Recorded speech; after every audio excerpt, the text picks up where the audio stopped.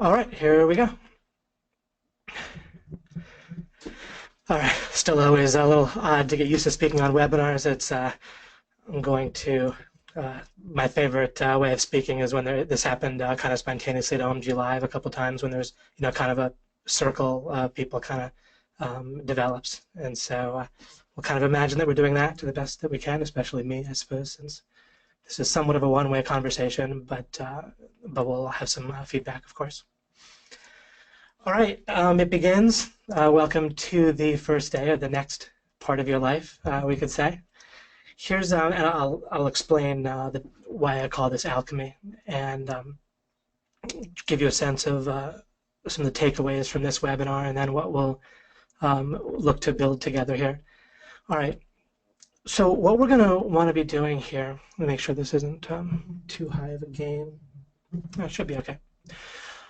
What we are going to want to do what we're going to do together is pretty cool.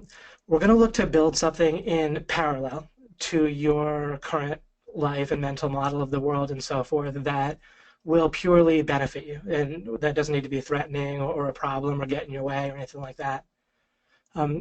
We're going to be taking a look at things having to do with foundations, including of your like model for the world and so forth. So it's very nice and useful to think of it that way in terms of building it in parallel. You are going to be able to live your life just fine with the way things are currently going. They're not going to go worse, right? So however great your life is right now or however problems you have, that will continue or only get better. If we imagine that you had a little guardian angel who just kind of intervened in your life from time to time and just made your life better, then that's, in a sense, not an actual angel, of course, but we're going to build an understanding, and you're going to continue to build it, and it's going to keep on mixing with your life and making your life easier and better and turning things more and more to gold. So that's the kind of the background model, mental model that we're looking at here. Okay, I'm actually going to stop showing the screen. No, that's good. Let me show my screen cam as well here. If I can find where here, webcam, and share my webcam. Spinning. All right, here we go. All right, guys. How do you like that, huh? Woo. Okay. Hopefully everything's visible. Is that including the words? Let me pop into the Facebook group here. I think people like the intro song. Great. It's a little hard to read some of the words. Let me see what we can do here. There's that. So I probably can't move this around, right? It doesn't move when I move it.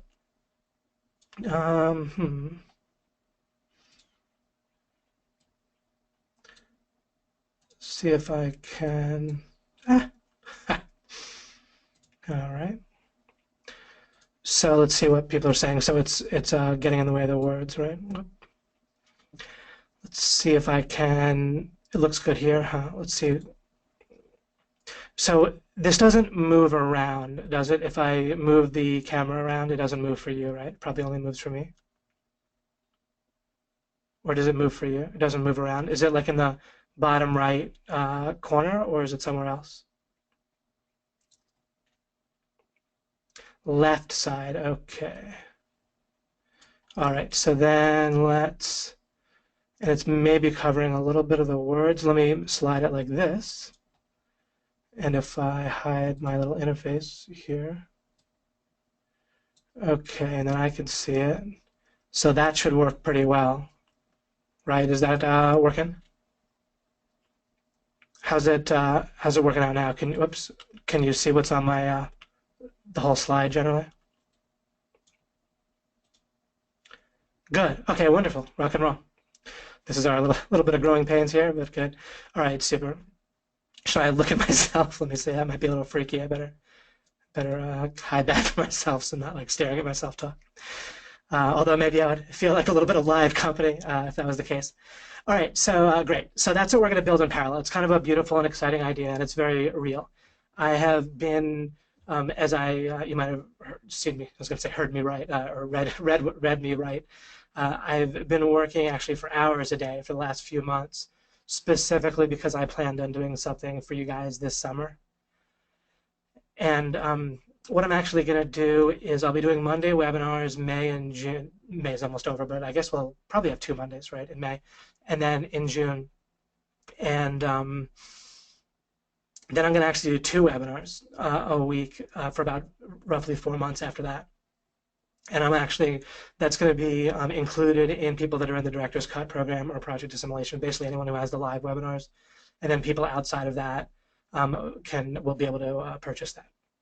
So that's basically how it works. But regardless, even people that don't will get 6 webinars, but it's not going to be too bad. So that is kind of how I'm going to structure it. And because it's going to be available to people outside of NHB too once I start that, because this is really me getting a start helping people understand law of implication, you could say, but really how things work. And the whole reason that at this point in my life, I pretty much have everything I want and need and so forth, including my retirement taken care of and all that, and I'm happily married and so forth. So really it's about trying to win, right? I'm here to win. And for me, winning means that the world is basically perfect, or whatever that might look like. We all want to make some kind of difference in some amount of the world, either just our own or certainly the people that we care about typically, right? We want to make life better. Every time we make a decision, we're trying to make life better, right, for some number of people. And one day I realized that I didn't know for sure that I was helpless. I didn't know for sure.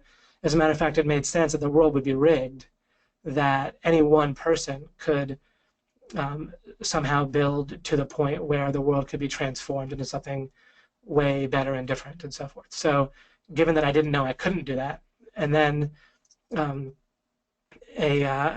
just say when Clinton got reelected back in, must have been around, was it 96, I believe that was.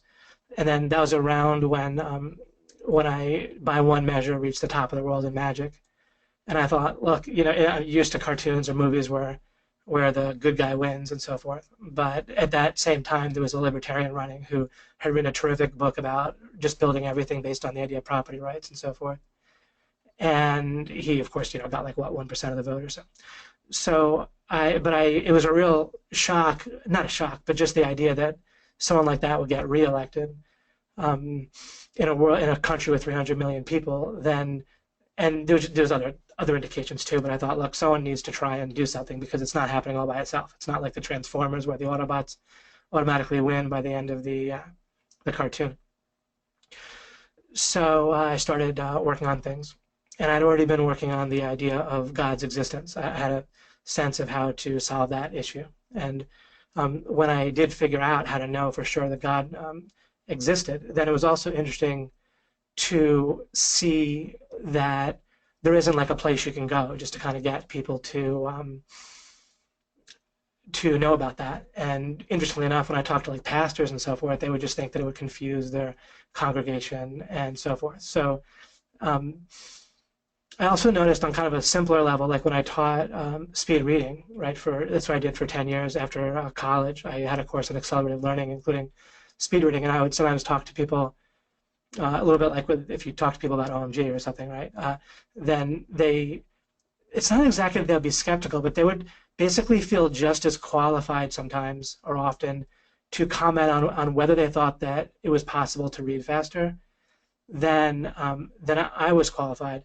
And it's not about being smarter in general. It's just that if you do something with your life and you're focused on it, and then someone who has really no experience or knowledge about something, and so I realized there's something kind of weird about how we all think.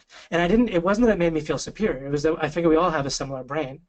And there's these constant mistakes that I see people making and kind of suffering from. And I was trying to figure out how that all worked, and I had an accelerated learning background, and there was other things. I was quite interested in the topic of evolution and how it related to other theories. And they all kind of came together in the perfect storm over time.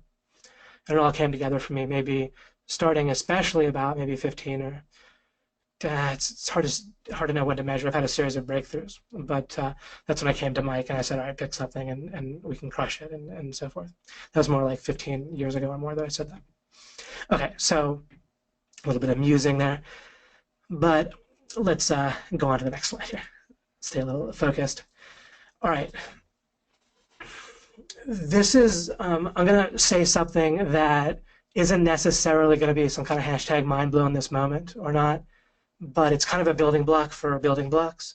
And over time, what I'm saying here is going to be quite earth-shattering and really an answer that took me forever. I mean, to figure this kind of thing out, because what it is there's so many things that we assume are correct that we're so surrounded, and there's such deep assumptions that it's really hard to break out of them. And so I probably went decades not fully realizing this. I had some sense of it, but I didn't really realize. Let me make a statement. It's not written here. There's actually first, let me make a quick metaphor. We might think that like seeing red might drive a boar or a bull into kind of a frenzy, right?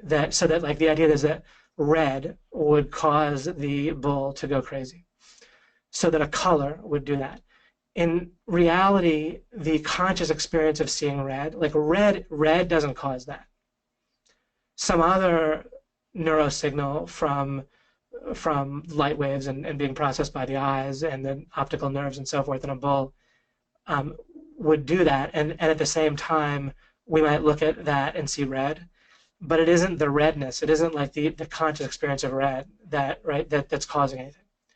A little bit like if you were to make a screensaver of a guy hitting a ball with a baseball bat and it's on a screensaver, then it's not actually the case that the ball hits the bat and the force of the bat makes the ball, go move, right, and go in like a fly arc, right? It's all programmed in, right, to pixels and so forth, and the code is kind of causing all the actual force of the ball hitting the bat doesn't do anything. It's just something we kind of impose onto it when we look at it, if that's what it's programmed on.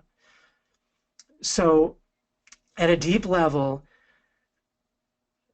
and I'm going to say this, and then we'll build on it over time, but ultimately it'll be earth-shattering. This, I'm saying it now because it relates to the name of this series, which I call Alchemy. The world in your life and the results in your life, they don't come from force and forces. Forces don't do anything. They don't exist in that way, just like red doesn't actually cause a bull to get upset. Right? Certain neurosignals and so forth might be closer to the answer. And then there's wavelengths of light that might lead to those neurosignals or the bull's eye and so forth. But red itself is just something that is like a conscious experience. It's not the cause. And it doesn't really, when we think of color, we even understand, even though it kind of feels like it exists out there in the world, we understand that it really doesn't, right? Scientifically, we understand that green doesn't like reside in the tree, right, or in the leaves, but that it's kind of created somehow in our mind, or however you want to think of it. I have a better understanding than that, but just to be simple for a moment. So, on a somewhat practical level here, I'm going to touch on this and then move along.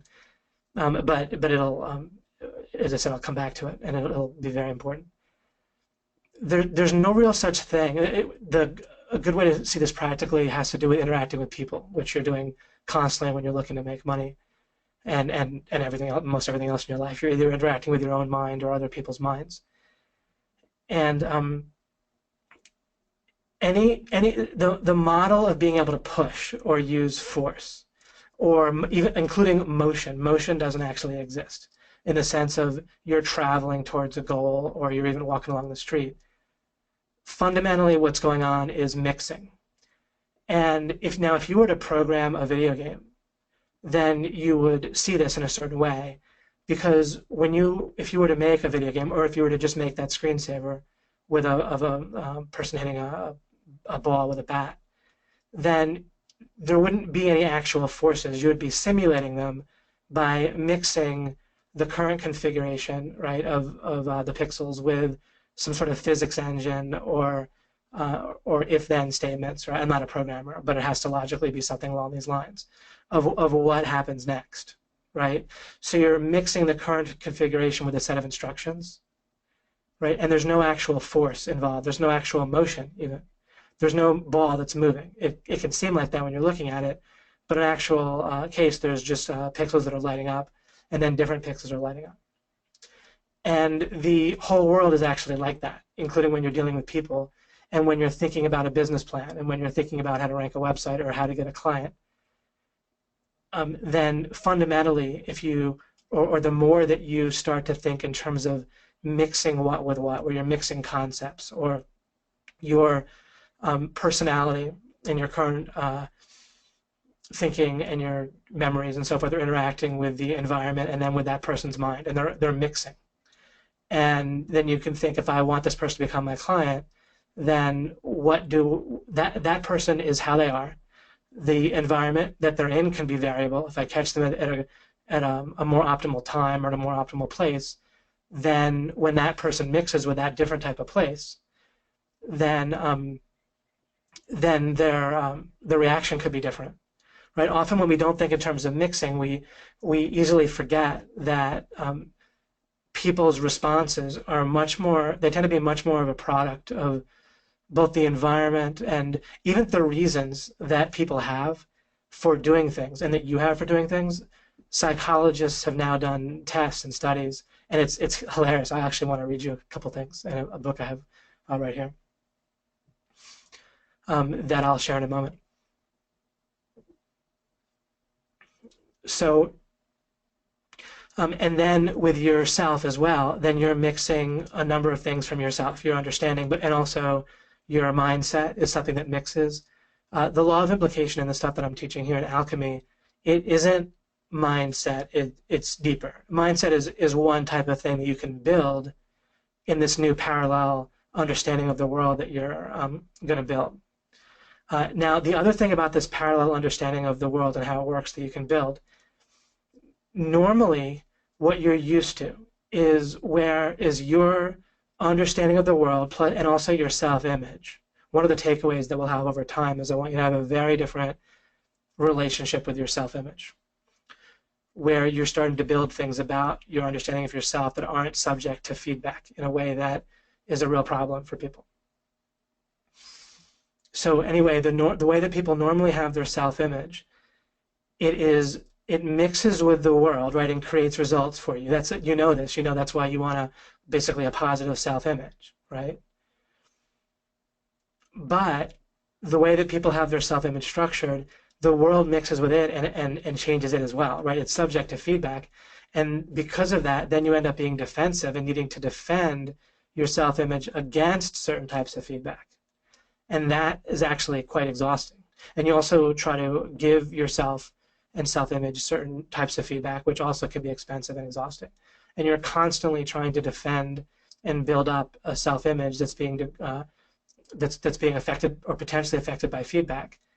And it takes so much of your resources, and that's all actually counterproductive and unnecessary.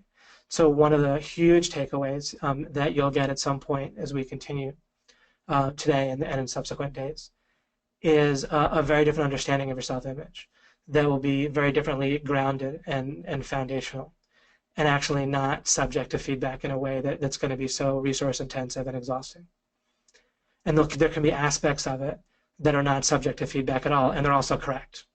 Right? In order for something not to be subject to feedback and not to be defensive, you have to have a way to get it right. You can't just declare that it's correct. So what I wrote here on this screen is that the answer to everything, every situation and so forth, and I'm going to be explaining this from different angles and continually, but I have to start somewhere. The answer to everything is to build and to create. Even on kind of a simple level, by me giving you this statement, it's going to help you just practically. Each and every time now that you find yourself in a situation where you feel a little bit either dejected or low on energy, or maybe you're high on energy and feel good, but you have a problem and you're really not sure how to go about solving it, then even though this might be a bit of a rudimentary understanding at this point, still if you seek to create, even if you take out a notebook and you start writing about how you might go about solving the issue.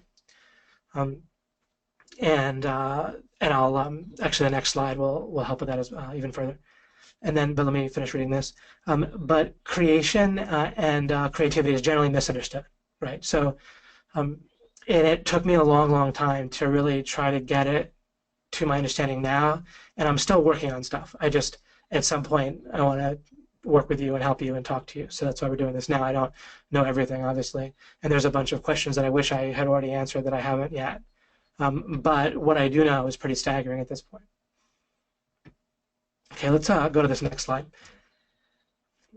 Oh, and by the way, I'll talk for a while and then we'll get a bit of a discussion, both with the Facebook group, and then we'll kind of take it from there and kind of see. I could bring someone live if it makes sense and so forth. Okay, let me ask you this, and again, we're not going to close the door on this. We're not going to finish creating, but the next thing I'm going to talk about after I work on this is even starting in the next slide, is an idea of foundations and thinking in a certain way that's foundational and building a foundation. And it's going to be shockingly counterintuitive. Or if it's not, then you don't understand it well enough yet what I'm trying to say, because a big part of what I'm going to be showing you about thinking foundationally is embracing and understanding how counterintuitive it is as you start out.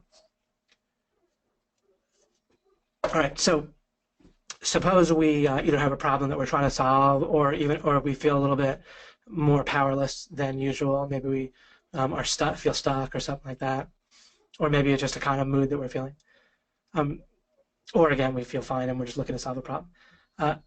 Conceptually, now I'm asking this question. Conceptually, what happens when we ask what if? So like in your mind, and kind of the mental model in your mind, or the kind of semi-formed pictures that we have in our mind, right? We don't see like in full stereo color, but we can still imagine stuff, right? If I asked you to imagine turning off the computer now and getting a drink, and what kind of drink would you want to get, then, not that I'm trying to suggest that, it's kind of bad subliminal programming there, but then you could picture that to a certain degree, right? And that's kind of just what I mean by picturing stuff. So when we ask what if, so let's suppose you ask yourself, well, what if I tried to rank a website for an affiliate marketing site to go along with whatever else I was doing? And what if I did that successfully? What would that look like? What would a success with that look like that would start to help me?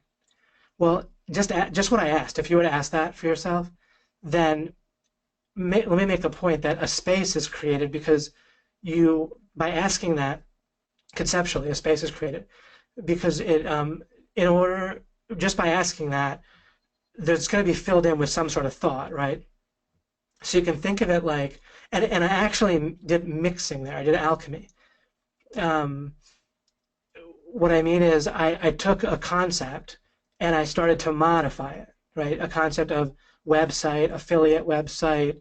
What if I, as you, started making a site like that, and then and I had a bit of a success. What would that success look like? And then how would that success potentially help my foundation to lead to more success, even with getting local clients perhaps or whatever? As you ask a question like that yourself, now if you just passively hear me say that, which is okay right now, I'm not criticizing that, but just to draw a contrast, if you just passively hear me say that, no space might be created. But if you can understand the difference. If you ask that, you would call it like asking it for yourself or asking it really or seriously. Then you can ask it in a way where something's going on, right? You're consciously doing something where a certain conceptual space is created and filled with the mixture of those concepts, of that, with the answer to that question. But I'm using the word mixture, right? Because you're in essence mixing and modifying concepts. And when you take something forward in time and ask what would it look like, you are when you move something in time like that and try to see how it would end up, then you ultimately are mixing concepts.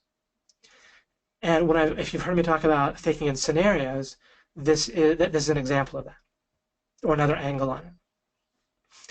So when you do anything like that and a new space is created, it gets filled with an answer. We often identify with our mind instead of who we really are, and we think of us as making the answers, and that's the wrong place to focus. It leads to us rushing. It leads to us just wanting to believe that we already have the answer. It leads to us skipping over the idea of a foundation and not really often even creating. It kind of destroys the creation process before we start when we focus on an answer. What you want to do is focus in a way that causes space to be created conceptually. And then the answer will fill itself in. It's not that it's already found within you. It's not that you already have the answers or not. It's that the world works in such a way that if you create in that way, then you will receive, essentially, right? And one of the takeaways from this whole talk here just today, or maybe the main takeaway, is going to be the idea that you can actually focus on building your foundation in life or in a particular area of life and never stop. And everything else will actually fill itself in a faster, more effective manner doing that. And this is another way of putting, but I think it's really going to help bridge things for you and help you understand, especially again over time as I continue. But this new angle on things, when I've talked about how you can seek and build understanding, and that's all you ever have to do, this is another angle on that. So it's similar to what I've already been saying, but I've been trying to figure out how to get across what I do, because you wouldn't believe it. Just my life is just gold everywhere I look at this point, and it wasn't always, of course. And I'm pretty mediocre at most everything starting out, except for this type of conceptual thinking. And I had to pretty much figure out everything else from scratch. In essence, I was no good at relationships and no good at making money and so forth. So what you can come to understand in life is that you can literally do nothing but focus on building up your foundation, like your roots. If you imagine a tree, you never need to try to make the leaves grow. You just focus on the foundation, the seed, the roots, tending to maybe the tree in such a way that the environment is one that is conducive to the roots growing, the tree growing. But you don't have to worry about the leaves; they'll grow, and the branches and even the trunk will grow if you focus on the foundation.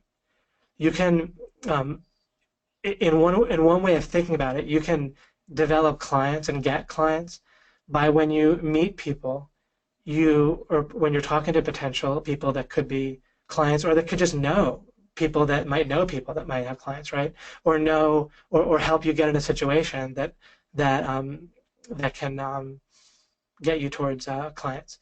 If when you deal with people, you just can work on building a foundation rather than see, you can know what the result is relevant. The result that you want, the goal that you have, what you envision is relevant in the following way. If I want a bunch of leaves, then I understand I need to plant a tree. If I want a bunch of pears, then I need to plant a pear plant or tree or whatever pears grow. Not very agriculturally inclined. Even though I'm looking at a bunch of plants in my backyard that my wife planted, but anyway, strawberries I can tell grow on little plants. So, and if you want strawberries, then you grow those. So that matters, right? You need to know what to plant and what foundation to build for. But then you don't need to do anything to make the strawberries happen except for work on tending to the seed that you planted and, in essence, the foundation and the environment around the foundation. That's it. You never need to do anything else. And I didn't figure that out by metaphor. I didn't just figure that out by staring at my wife's strawberry plants. Right? I'll presumably over time as we continue, you'll understand more and more how this all has to be correct, what I'm saying. I kind of developed it from scratch, in essence. As I say, it takes me a lot of time to do this. But that's it. And when you come to realize that fully, it's incredibly relaxing, and in effect, you'll be so powerful and get such results. In effect, that's you can understand that to be what I did to build OMG, is I just tended to the foundation of it, in essence, and I don't worry about much else.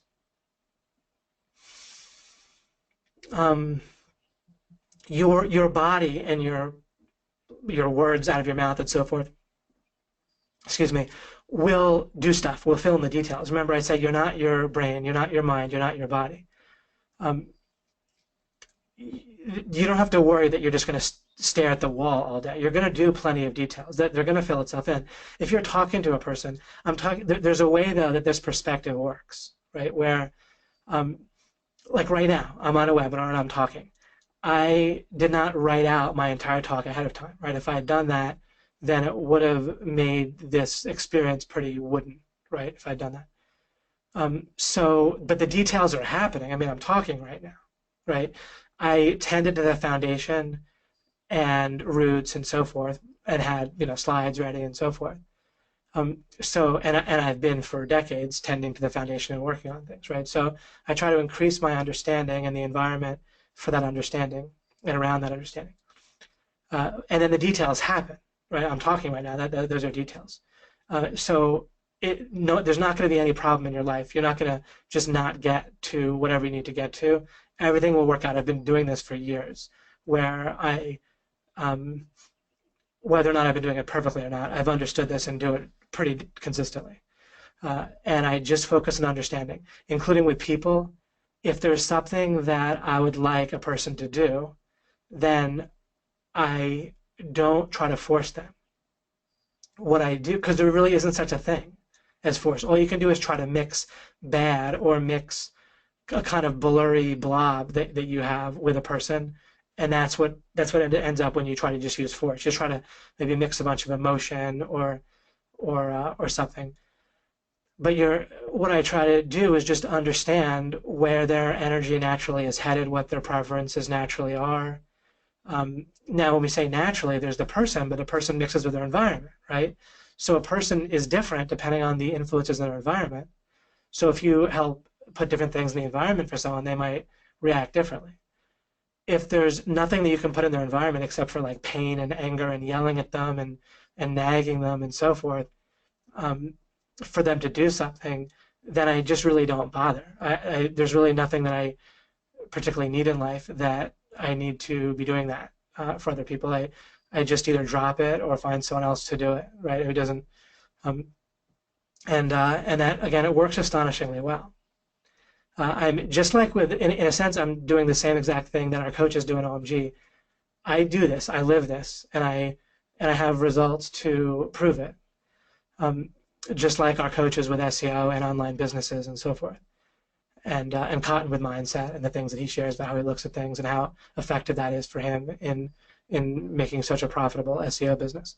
So I'm also similarly, I'm talking out of what I do and live and know, and out of results that I'm currently in the middle of getting, both in business with making money and in my personal life, and they all kind of go together, right? If you end up with a divorce or something like that, and your personal life is sure as heck impacts your business life and all that. And just having a nice, happy, stable personal environment, and one where you can obviously work and function, and you don't have to constantly be watching your back or having difficult feedback is very helpful for your work as well. And all of that again is foundational, right? It's your environment, and it's when you tend to all of that, then things grow in this excellent way. Okay, more on that, but I'll continue on this track here with the slide. So I was saying, is new space being created? I talked about that. And again, to some degree, this will have some vagueness to it, and we'll need to continue on together. But to a certain degree, I'm trying to both give you correct ideas, which will take some explaining, but also give you something that even in kind of a simplistic or initial understanding of what I'm saying, it should still be fairly helpful to you as you look at it and try to apply it in some cases. If you ever feel like you don't know how to apply it, well, that's good. You have a question, right? You just tend to your foundation of understanding what I'm talking about too. Where people get frustrated with me or with LOI would be when they're doing the exact opposite of what I'm talking about, is when they want to get the result. They're trying to stare and wish the strawberries would grow faster. But the strawberries will grow optimally fast if you plant them in the right place and attend to the environment of the seeds, right? And that sort of thing. So things don't happen slowly in my life, but I also look to not rush them. As I suggested in my success framework videos, certainly when it comes to just basic survival, then you want to have that at a basic level so that your life isn't totally falling apart. If there's issues with survival and basic needs, then you tend to that first.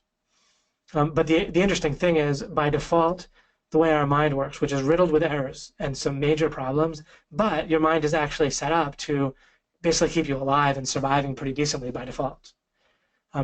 But there's all sorts of problems with default thinking that everyone has, including me. So this isn't like where about feeling like you're smarter than someone else and feeling like your default thinking is better than someone else's default thinking. There's default ways that the brain works that you're just going to want to accept and embrace and understand that the more we try to believe that we've overcome those things and that our brain doesn't work that way, then that'll probably just not help us, make us arrogant. Instead, we want to build something that's going to work despite that. And again, that'll be in things that I'll talk about. I realize that was a little bit general. Okay. For new mixtures or for zoomed in new clarity. Okay. So you can create space in roughly one of two ways. You can ask these what if questions where you're mixing concepts together and you're adding them together and you're moving them forward through time, like when I talked about the website. Or if you imagine what would happen if you're talking to a client. And then if you listen to my client getting videos, I talked about if when you talk to a client, if you've already worked through in your mind what you would do after a client signs on with you, and you're very clear on that, then that's going to really help you when you're talking to a potential client on the phone or in person or however you're talking to them. How you'll come across will just be much clearer because you are clear. Your brain does not think things through nearly to the extent that people sort of tend to assume or act as if the brain does. So you need to mix that for yourself, right? It's like making any kind of mixture. You think, all right, well, what would I do next after other than jump around and play your favorite song and post an AHP assimilation group or something? Then in addition to that, what would you do next, right, with a client? Then what would you do after that? And what would you do? And you're mixing, just like those pixels on a computer screen. You mix. You think, what would I do next? Or what's the first thing I would do? And then that's the new configuration. Then you imagine the world being like that. You've done that first step. And then you think, all right, well, what would make sense to do after that? And then you'll come up with a result there, right? A new space will be created. There'll be a result. And sometimes the answer might not pop to mind instantly. If that's the case, then what do you do?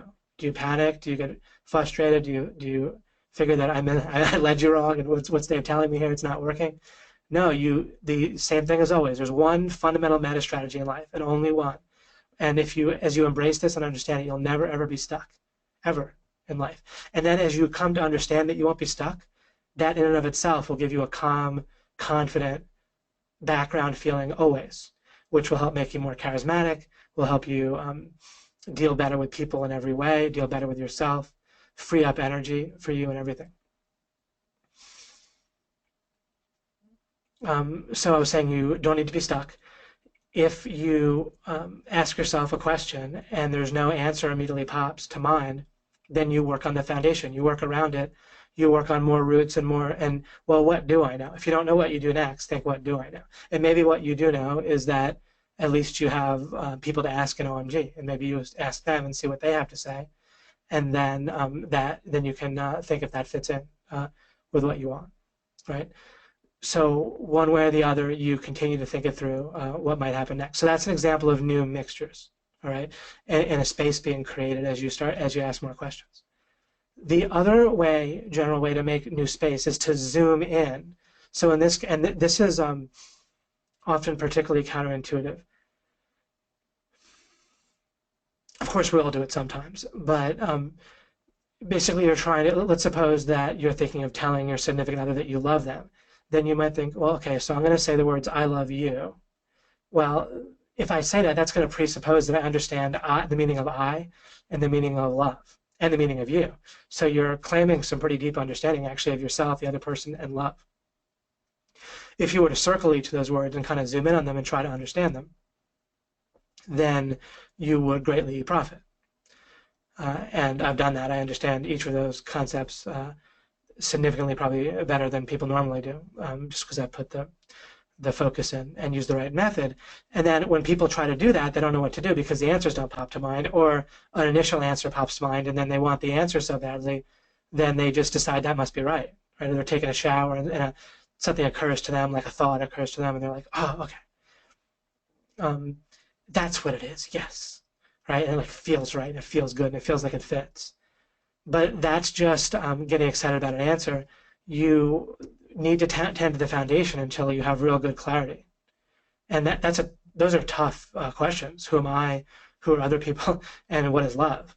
Uh, so you're going to need to build a lot of foundation possibly for that answer to really fill itself in properly.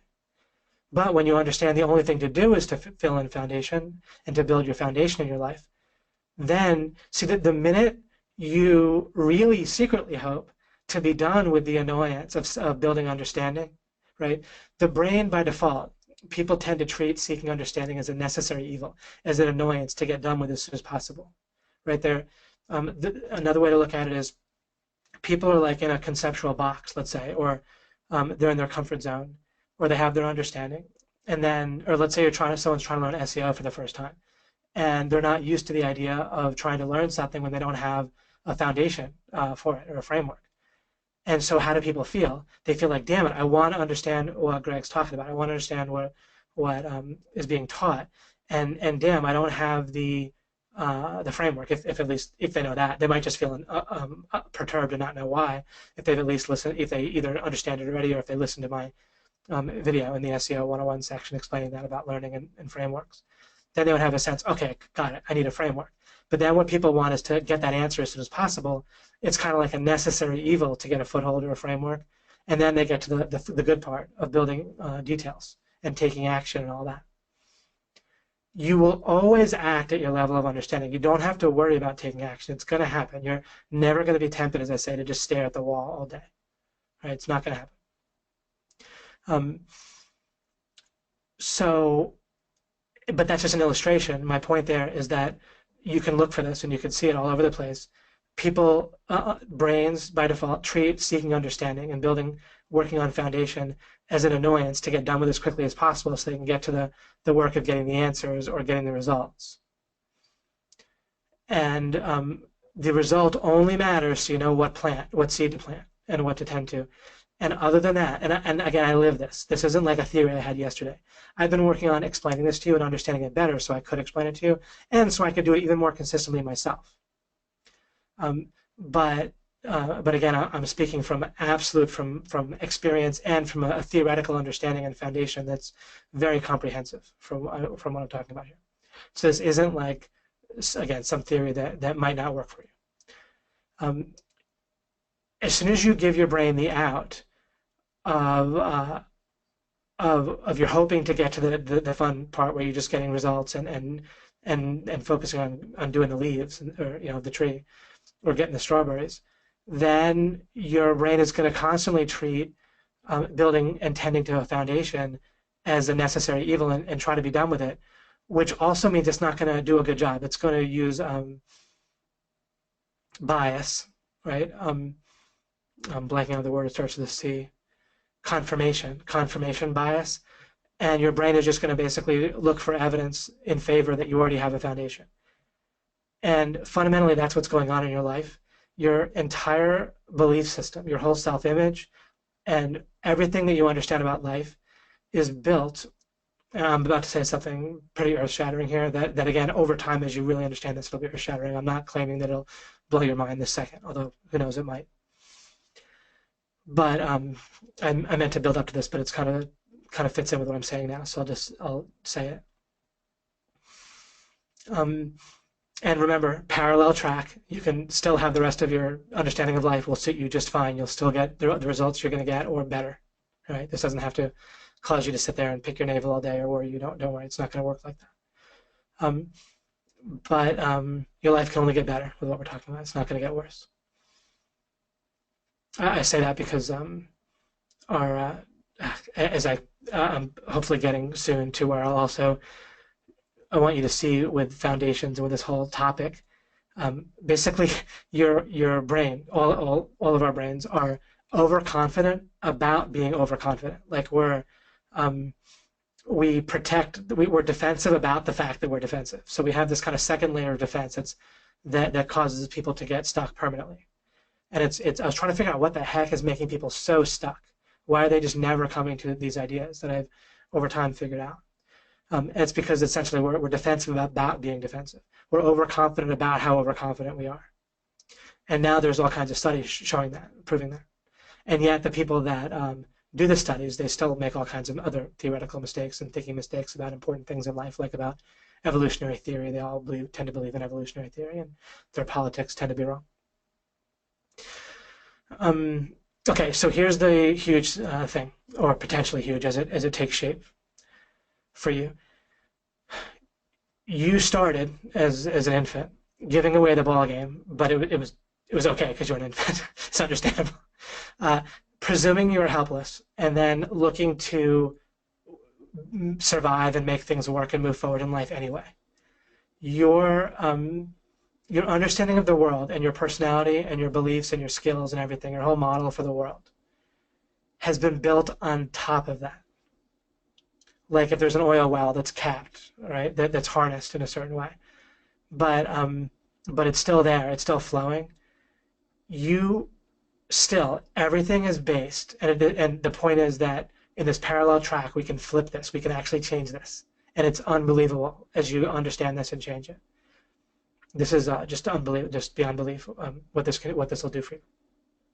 So literally everything about your life is built on the assumption that you're helpless, and of covering that up, and of convincing yourself that you're not. And the way people convince themselves they're not is all sorts of resources.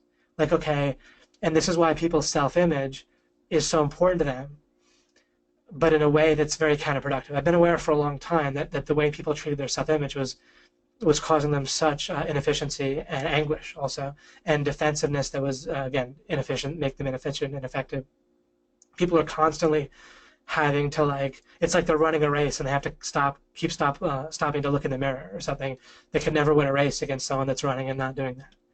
People are, I would see in business, for example, people are just constantly needing to accomplish defending their self-image while trying to accomplish what else they're supposedly trying to accomplish in business. Same thing when people are in a romantic relationship or their friendship relationships or business relationships, anything. And it's so much effort, and it's such a counterproductive mixture, right, or focus. It gets mixed in with them trying to achieve their goal. That when you build your foundational understanding of how things work and who you are properly, that'll go away. You can't. It won't just go away by trying to cap it, by trying to tend to the leaves. You can't just will yourself to not have ego. Like people say, okay, no ego. It's not about me. It's not about ego. I'm going to drop the ego and just do this. But that's not possible because they're trying to do that at like a leaf level. They're trying to use, again, like direct willpower without understanding. The only possible way you can have an understanding of your self-image so that you can have this incredible boost in efficiency for yourself and just happiness and persuasiveness. People are going to tend to be drawn to you much even better than they might be now. To whatever degree that I come across as charismatic, it's almost entirely from this type of foundational stuff, because naturally I'm not terrible. I'm kind of like a 4 or something. It's so many things, right? Like on a scale of 1 to 10, including like charisma, right? Naturally, but I probably come across as more charismatic than that because of the foundation that I've built and the understanding that I have about self-image and so forth. And you'll have that too, but we can't have it just from a few words or again, direct willpower or resolving to not have ego interfere. All that's going to happen if you resolve to do that is your mind's going to find ways to fool you, to make you believe that your ego's not interfering while it still is. So it's like a whole second task to try to do. Now it's not enough to be dealing with your self-image while you're trying to do everything else. Then you also, and when I say dealing with self-image, right, it's like people trying to rank a website and not feel like they're slow or doing things worse than other people, or that make sure that they feel smart, like reasonably smart at the same time. Then they're trying to get clients while trying not to have their own self-image battered or their self-esteem battered too much by doing it, right? So constantly counterproductive. And then when you're interacting with people, then there's a level of defensiveness that everyone has. We all feel it. We all understand that with anyone we're interacting with, there's some things that we could say where it would just destroy a relationship with them. And what would be those things? Things that really attacked their self-image or would undermine their self-image, even if we didn't mean to. Right? Things like that could destroy or really cause a break or a difficulty in our relationship with somebody. And so we have this intuitive sense, that's correct, that dealing with other people is like a minefield, right? Where we're trying not to set off landmines that they set for themselves and for other people in dealing with them. Some have more than others, but those landmines are there. And we feel it, and we have that for ourselves. But there's a way out of that. But again, it's built by building and by building foundationally an understanding of life. And we're going to need to get to the bottom of it for real in order for you to have that benefit. I have a terrific understanding of that that I'll be able to share with you, and probably by next week I'll have even better understanding. But I have a lot that I can share with you, not necessarily all today, but we'll keep going. Right, we have more than today. Okay, so that big reveal that over time will be astronomically important for you is the idea that there's the bottom line assumption that you're helpless, and then there's a defense model that's created on top of that where you're not helpless because, and part of it is your self-image, because you're reasonably smart, because you're the same as other, you're smarter or you're not so much dumber than other people. Right? Different people have different standards for how they're supposed to measure up to other people. We're constantly comparing ourselves to other people in order to figure out if we're doing okay. Why would we need to do that if we weren't fundamentally helpless and then everything's a crutch after that? We might say, oh, I'm okay because I have people who love me. Well, if you're okay because you have people that love you, then you're fundamentally helpless, and then you're only not because if you're not helpless because of a crutch or because of other people or because of money that you have, or because of intelligence that you have, or morality, then you're helpless, right? Do you see what I'm saying? Fundamentally, functionally, you might not be helpless now, but it's like if you have a fortress and you're telling people how impregnable your fortress is, and that's why you can't get hurt, then that statement can only be true. That statement presupposes that if someone got into the fortress, they could hurt you, but the reason they can't hurt you is because of the fortress, right? So that's how people live their lives, and wherever that fortress, wherever their real defenses that really matter to them reside and that really matter to you, that has to be protected at all costs. Generally, that happens by your brain not even giving the option, by keeping it secret even from you, and causing you to avoid situations or feel like, and people wonder about motivation, but your mind will just make you feel like you're not motivated for something, and it'll often just be to protect something. I mentioned about comfort zone. A couple of things here. Not sure if I remember exactly what I was going to say at the time when I started to mention it. I know I have a couple of things about it. One pretty fascinating thing is that we often let our comfort zone determine our goals rather than figuring out what we really want. And then what'll happen is, see, if you make a goal outside of what you currently feel like is possible or comfortable, then the reason that's helpful, there's a reason for it, is because again, until we really get underneath things, then in particular, your mind is not going to really want to try to build a foundation and seek understanding. It's going to want to stay on like kind of the current mountain that you're climbing,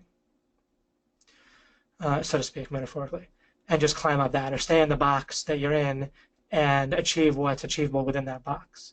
And as long as your goal, and you'll tend to feel without realizing it often that's why that you feel motivated to have goals within that box, not have goals outside of it. When you do have goals outside of it, then it will force your mind to expand outside of the box and expand its foundation. But again, until we understand well enough about this whole thing and how this works, then your mind will try to hurry up and do that as quickly as possible, which means it isn't going to build a very good foundation. Another way to look at this is if you think about what food you want to eat by what seeds you already own, then that's one thing. But if you think instead about what food you'd theoretically like to eat, then you can realize you can order seeds other places, right? And so forth, right, to plant in your garden. So however you want to look at it to understand this concept, you can start to notice this a bit, where your goals will tend to fit inside your comfort zone. And then if you, the whole idea of a comfort zone comes from this misunderstanding of seeking understanding, and how that feels like painful to your mind often, is to expand a foundation and so forth. It feels painful because of the focus on results and leaves.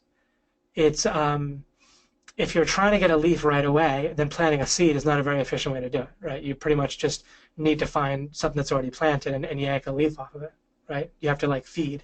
There's no creation there, right? You need to feed off of something that already exists, either that you've already made or that someone else has made, and trade something you have for it, or whatever. And that's okay.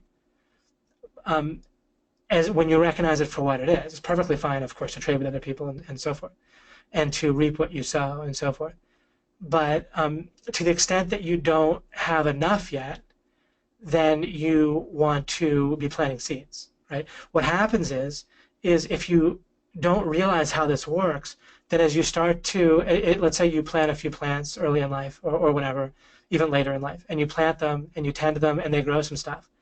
As the fruit starts to be picked and you start to run out of the fruit of whatever you built, you start to feel a sense of like depression, panic, shrinking, sadness. You don't really know exactly why that's going on, in a sense. And then when you create again, all of a sudden you feel a sense of empowerment. You start planting a new seed. Your mind might make you feel like, oh, you don't want to do all that again. But that's again only if you, when you're seeing things the wrong way to begin with, where what you really want is to pick the fruit, and instead you don't want to think that. You want to think, all right, it's going to be great to pick the fruit, but what I really want and what I'm going to do, period, is tend to foundations, and the rest will take care of itself. To do that, you're going to need to be able to not always identify with just your body and your mind, or else it'll be again confusing when I'm saying that, because you'll think, well, if you think you're only your certain part of your mind, or type of your mind, and your body, then you'll be confused when I say you only have to tend to your foundation and nothing else, because you'll figure don't have to do stuff. But that isn't, as I say, that's not a problem. Of course, your body's going to do stuff and your mind's going to do stuff. Like, you don't need to try to shove answers into a new space. Your mind will do that all by itself. Part of not identifying with your mind and your body is to appreciate all that they'll do without you really trying. Right? So those answers come, and they'll basically come often from your mind, or your mind will have something to do with it. But you didn't have to like push it out like giving birth. You just focus on the creation of the question, right? In this case, and then let your mind fill in the answers. Or if the answer doesn't get filled in right away, then again start to build outward and build around. And what do I know? And where might I start to find the answers? Or what might I build to start to grow something that might give me the answer, or give me the next step toward the answer. All right, let me see if I can somewhat bring things to a little bit of close just for this webinar. I'm not going to overrush doing it, but and then get to talking with you guys a little bit here. Remember, we're not going to fill in all the answers here as much as I would like to, right? I'm never trying to be like the Sphinx or some kind of guy sitting there in a lotus position, just trying to be mysterious or difficult. I always want to make things happen as quick as possible, right? If I'm trying to make strawberries, it's one thing to understand how to get them to grow as quickly as possible, which is what I'm trying to do, but I can't just make them grow even faster than that. And maybe there is a way, but I don't know, right? Maybe there is a way to explain this even faster, and I'm always working on trying to figure out how to do that. But all I know is what I know now, right? All I can do is what I've gotten the foundation for right now. Let me.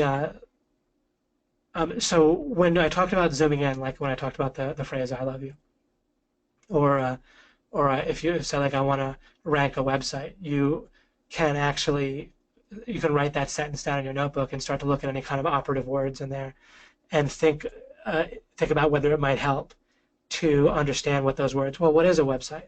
Well, actually, you might, when you look at that, you might say, oh, actually, any web presence will be enough. So a YouTube video is fine, or even you might start thinking about what other web presences you might be able to rank, rather than just websites, and rather than just websites and YouTube videos, right? So even just looking at the word, writing down, I want to rank a new website.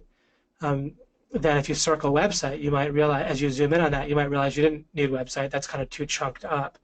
It's too much of a general blurry concept. And as you start to zoom into it, a new type of space is created, and more things come in there. And first, again, YouTube videos and a normal website might come in, and then you might think of other web presences, a Shopify site, or different type of blog page, or who knows what, or that you can find.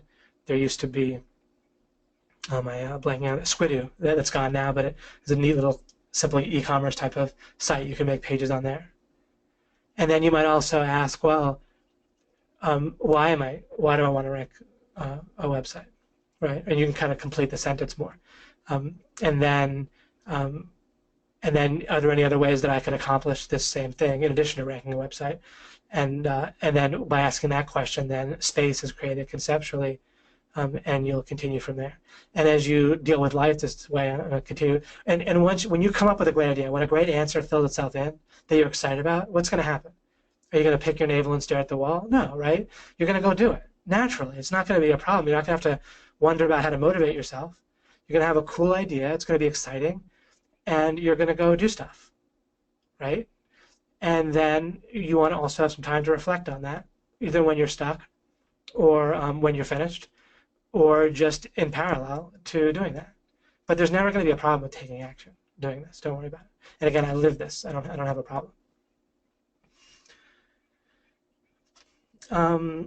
What if we seem to be paying attention, but we're rubber stamping what the lawyer is saying? I'm opening up a can of worms with this, a few things.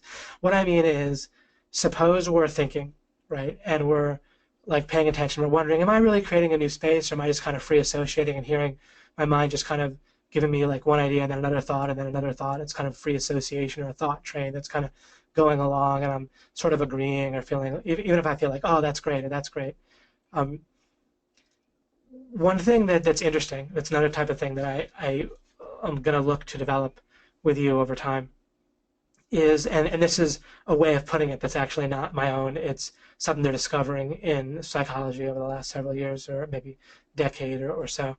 There's an idea that your mind functions much less like a scientist or like a philosopher or a thinking machine. It functions much more, like a lawyer, where your reasons for doing things, if you were to ask yourself, why am I doing this, or why am I feeling excited today, or why am I feeling not so motivated, or why am I feeling scared here, then or why did I buy this thing that I bought, or why do I like this person, then and this is important for other people if they're buying something from you. If you were to ask a client, either a potential or an actual client, after they say yes, why did you buy from me? They're going to come up, the reason that they came up with is going to tend to not actually necessarily be the reason why their mind subconsciously made them feel like making that decision. Your conscious mind functions a lot more like a lawyer than like a rider on an elephant, or like a scientist or a dispassionate observer or something like that. Or a salesperson trying to sell you basically your mind comes up with desires and thoughts, and then it tries to sell you on it consciously like a salesman or like a lawyer, and the reasons it gives you are not necessarily the actual reasons. Let me wrap up here. This is I'll kind of stop the monologue right about here, even though there could be much more, but we'll continue next week.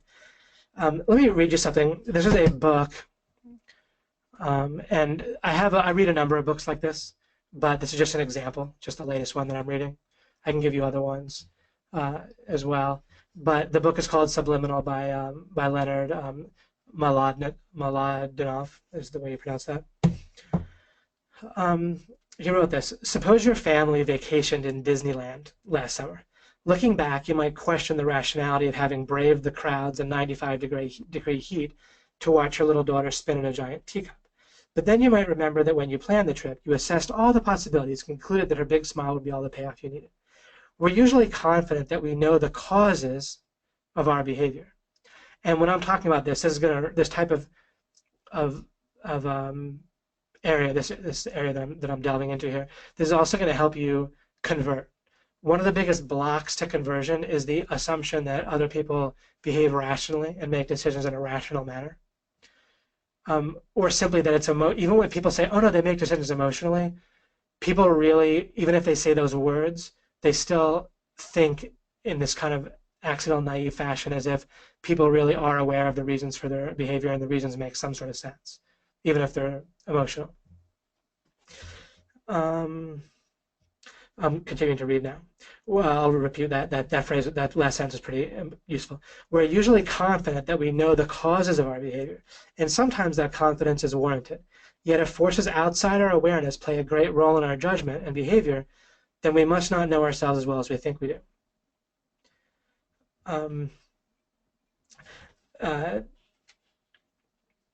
Each day we ask and answer many questions about our feelings and choices, such as I took the job because I wanted a new challenge. I like that fellow because he has a great sense of humor.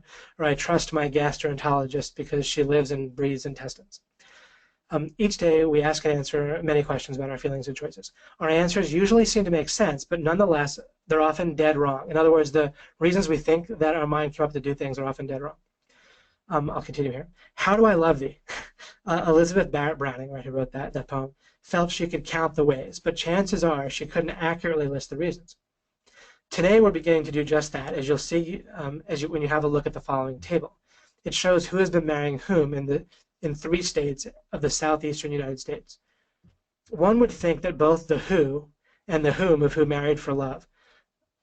One would think that both the who and the whom, married for love, that the reason for marrying was love, and no doubt they did. But what is love's source? It can be the beloved's smile, their generosity, grace, charm, sensitivity, or size of his biceps. The source of love has been pondered for eons by lovers, poets, and philosophers.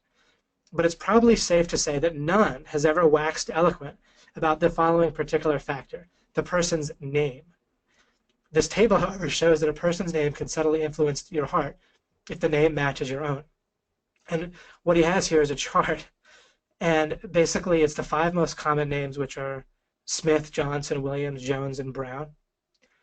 And if you look at the number of Smiths and you look at how many Smiths, people with the last name Smith, like women with the last name Smith, married a guy with the last name Smith, it's more than how many girls whose last name Smith married the last name Johnson, Williams, Jones, and Brown combined.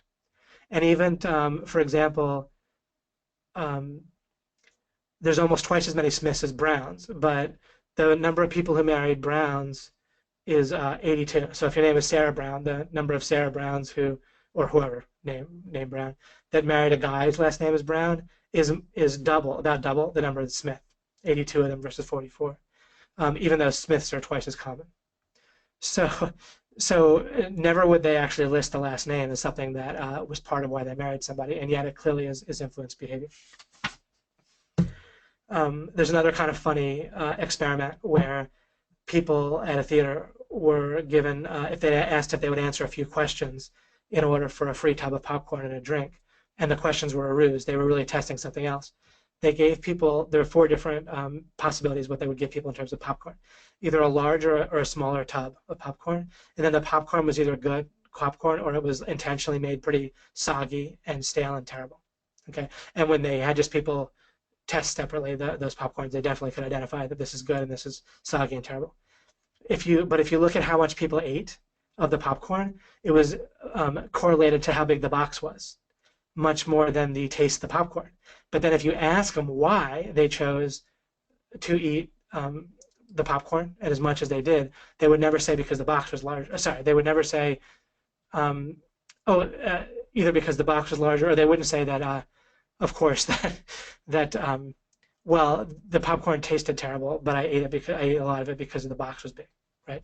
So all of these things influence people's behavior, and we don't realize it. The point isn't to try to make a whole index of these things and use them to sell people. That's not how I use this stuff at all.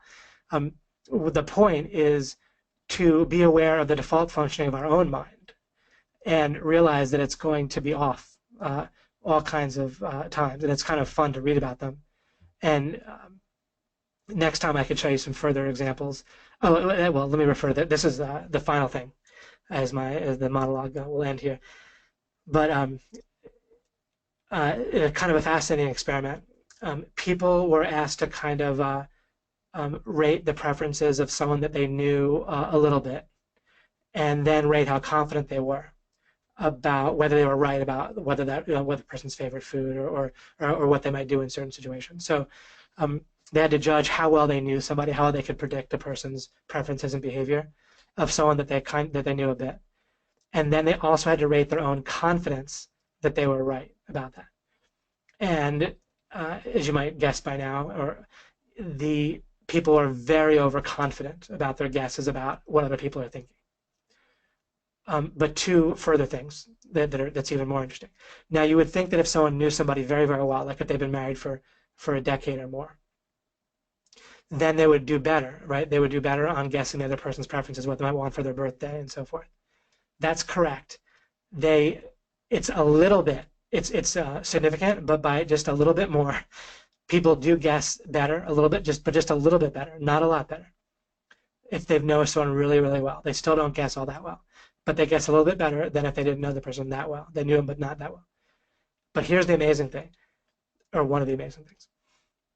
Their overconfidence goes up. So the discrepancy between how sure they are that they're right about their significant other, the person they've been married for 10 years or something, what they want, that they correctly guess what they want for their birthday and what things they like and don't like, their overconfidence goes up. So their certainty when they have to say, well, I think it was this, I think it's that, then let's say they get like a 60% or 70%. Their confidence level would be like 90%. They would say, in each individual question, they'd say, oh, I'm 90% sure about that, I'm 80% sure about that, I'm 100% sure about that. And if you average out their confidence level, maybe it's around 90. You average out their how right they are about things, and maybe it's around 60 or 70. But anyhow, whatever the actual number, it can depend on how the test is done. But what's interesting is their overconfidence margin goes up further. So their overconfidence, the difference in how sure that they were right compared to how right they actually were for an acquaintance might be like a 20-point difference, like 60% right, 80%, whatever. But then it goes up even further for someone that they know, where maybe they're 65% right, but they're 95% confident. So the difference of 30. And don't worry about the actual numbers that I'm giving you. But that's interesting. One thing that didn't help people was to have them intentionally imagine that they're the other person. That did not help get people in the other more accurate answers, amazingly enough. There is a way to do that that I'll teach you sometime soon, that you can actually get in the other person's head more properly. I can give you, since I brought it up, I can give you a bit of a hint. You want to really triangulate in, really imagine you're actually the other person physically, get yourself kind of much more thinking about their life, little details of their life, and imagining it being you, until you're kind of the hero of the story as them. We all kind of deal with life. This is different than being egotistical. Just our perspective in life is more like we're the hero of the story than as we talk, like we're like the protagonist of a novel. In essence, is kind of how people function in life.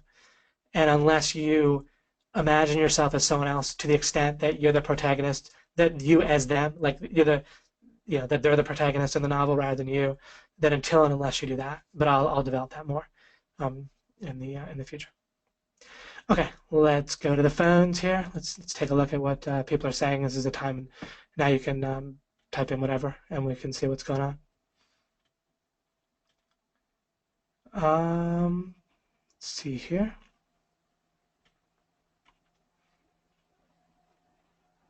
I'll go over here. Twisted. People like the Twisted Sister. Of course, there wasn't a lot of time for questions. Oh, great. Mind-blowing. Excellent. I'm glad you're enjoying this.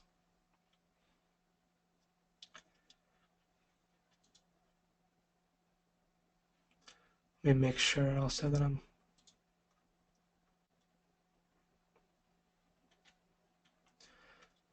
you might have noticed I don't really use Facebook much. I didn't want to accept a lot of friend requests because I didn't want people thinking that I used it when I didn't. I just didn't want to confuse or mislead people. I'm not trying to be antisocial necessarily. Okay, all right, it's good. We got more stuff going on here. I'm glad I refreshed that. Hey, how you doing? You can probably showing up on the screen there. Right, exactly. Majority of people rate themselves above average drivers, which by definition is impossible. One of the interesting things about reading about overconfidence, I mentioned that what happens is we all will have this secondary defense mechanism, and this is the real killer. The first thing isn't such a problem, but the funny thing is that really we'll read this and think, okay, that won't do that. Just like people will read about the experiment where people gave lethal doses of an electric shock, right? The famous milligram. I think it's milligram. I'll look up the exact experiment at some point and go over it. But everyone hears that basically and says, oh, I wouldn't do that. And yet everyone else does, right? And so it's important. We need to break through that second barrier of defensiveness, which we'll be able to do that. But our first instinct is to feel like it doesn't really apply to us. Oh, I'm so glad that many things started to sink in, and that this was helpful. What is a great goal to start with? It's a great question.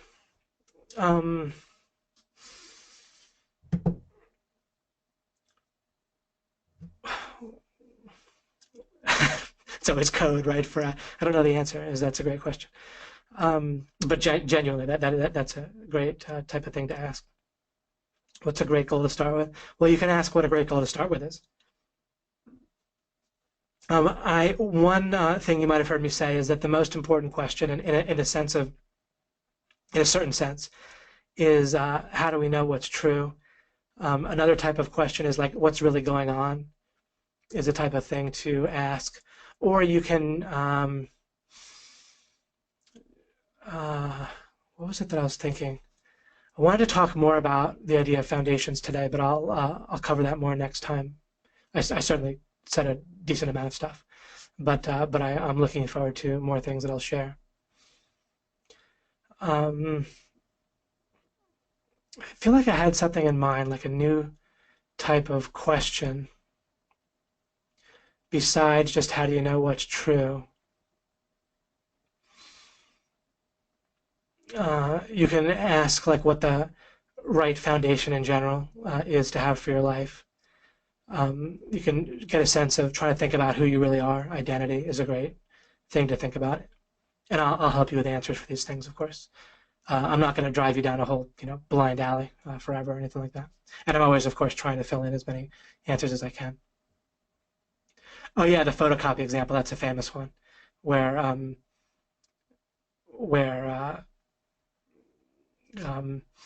woman, a psychologist, did an experiment where she would say, "May I go ahead?" And there's a line to use the copy machine, and she would ask to go ahead of the line. And first she would give like a decent reason, like because I'm in a particular rush or I really have to get somewhere.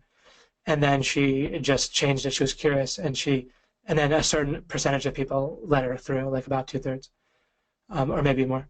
But then when she asked, "Do you mind if I go ahead because I have to make copies," which is like saying nothing, then it was still a very high percentage. I don't have the numbers in front of me, but a very high percentage of people let them through just with, "Can I go ahead because I need to make copies?" Right? So there's no reason whatsoever, but just using the word because.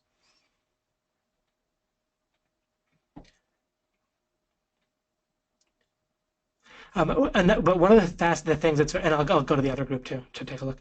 One of the things that's fascinating though is the people that write these books. It doesn't really help them. They don't really explore the foundations of their own life, right? There's a way to just kind of keep this encapsulated or within your comfort zone about these things where your brain messes up in a consistent way. It's really fun. I really enjoy reading about these experiments. Probably a lot of you do too. But it's interesting to note that just being aware of these doesn't really help people that much. Although in combination with what I'll talk about, then it is fun and useful. David, how do you become aware that you're not focusing on creating?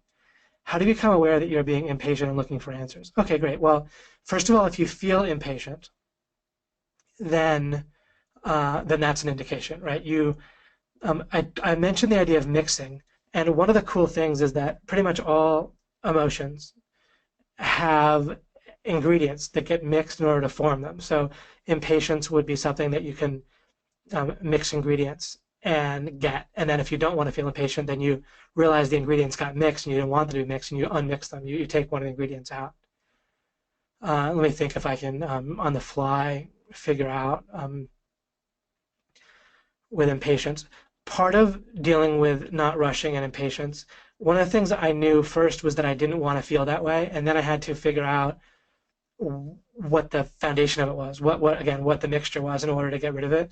You can't just will yourself not to feel impatient, right? Again, you need to figure out what's coming together. And let me think if you guys have enough building blocks, and also what my um, how do I do this? In one sense, I gave the answer in that you'll kind of always end up predictably feeling impatient from fairly often if you feel like if you're really successful here, you would get results. Like what you really want is results. And there's a way that if you think about how you grow a plant, it's such a good metaphor. I almost feel like it's why God made plants in essence. You might think that we need them for food, but God could have created the world all kinds of ways potentially, right? But I think that the way plants work, one thing I am aware, the world is so full of metaphors. Even the fact of why do we have are we able to have kids and so forth rather than happening a different way, because it's a real pain in the butt the way it happens now with having kids. Uh, but um, but there's all kinds of metaphors in the world to help us realize what's going on, even though they're not really helping people all that much, but they could. And if you think about, well, what if I was growing strawberries or any kind of plant that you can picture and you're aware of? How would I go about that in a way where I wouldn't be silly in being impatient, right?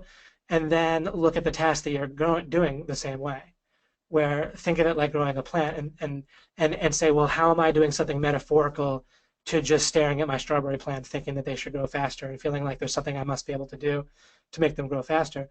There may be something you can do, but it's always going to have to do with tending to the foundation better, if that makes sense.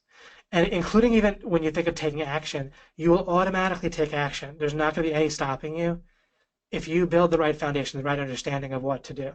You have the right breakthrough or thought, then you're not going to have any problem taking action. And so then you'll just kind of excitedly do it, but you won't do it in an impatient way. So that's my answer for now, and I'll make a note of that question if I have my pen around. Let me look for my pen.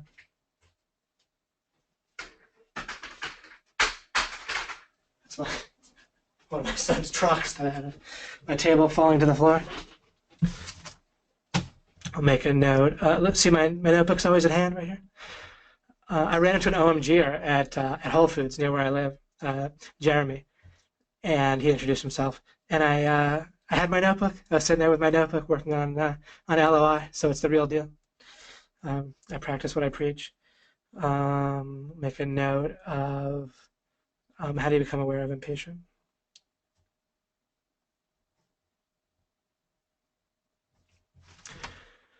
For now, a little bit of just noticing it also will help to open up a space and motivation for as I continue to help you see how life works so that naturally it'll go away, this feeling of impatience.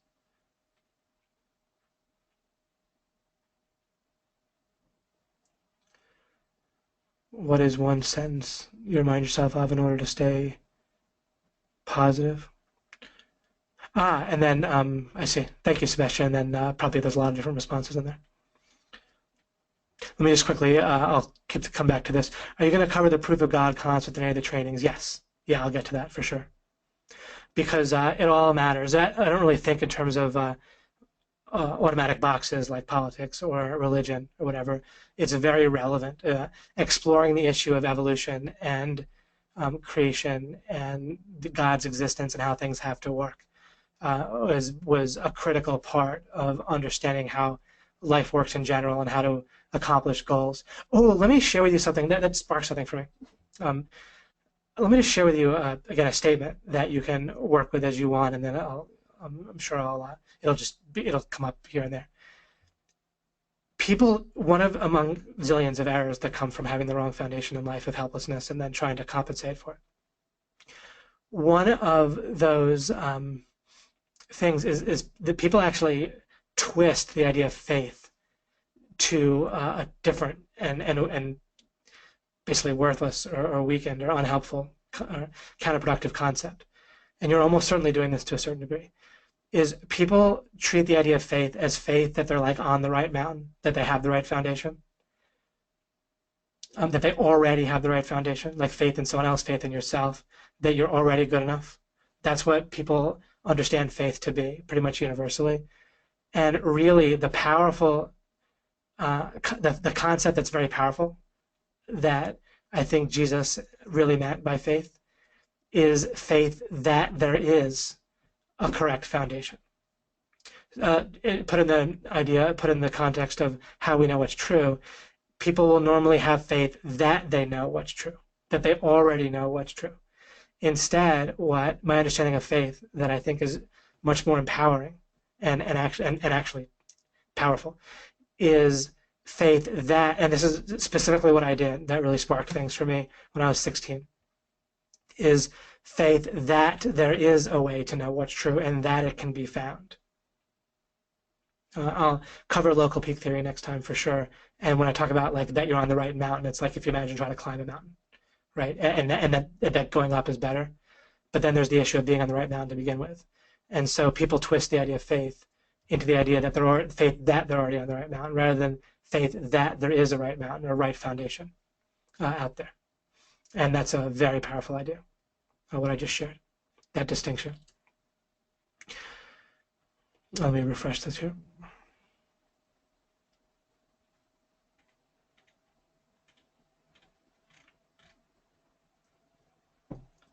I just realized, because I was reading about the decisions, the reason, right, like the last names and so forth is why people, I just realized I joined OMG because David Mills looks like an older brother. That's terrific.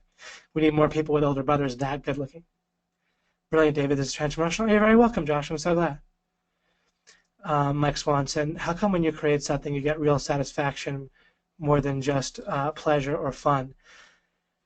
What's going on when you create is you're also implying, it's the time that you're implying for real that you're not helpless. When you really create, when you do things that truly open up a new conceptual space, which then gets filled with ideas, which then can, of course, cause you to just take actions with your hands and your mouth and talking and so forth that obviously lead to the actual physical world being changed too, right? You make stuff and so forth. But that's all an offshoot, right? It starts with a creation of conceptual space in the two ways that I mentioned. Where you are asking these kind of what-if questions or mixing concepts in such that a new space has to be created to hold the new mixture, right? When I talked about imagining making an affiliate website, or when you're zooming in on existing concepts and trying to understand them better, then in both those cases, creation is happening, and that will lead to better thinking, and then it'll lead to taking action and making stuff in the real world or influencing people better in the real world. And when you're doing that, you feel so good because you're implying that you're not helpless. And you're implying that and actually good is being actually created if you're doing this right. And it's, again, the only thing you can do that implies that you're not helpless. And so there's a different beautiful joy in that.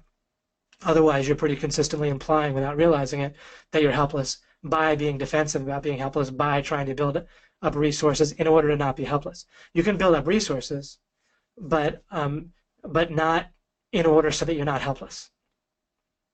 You can build up resources in order to have more good for yourself and other people. That's different than building resources in order to not be helpless.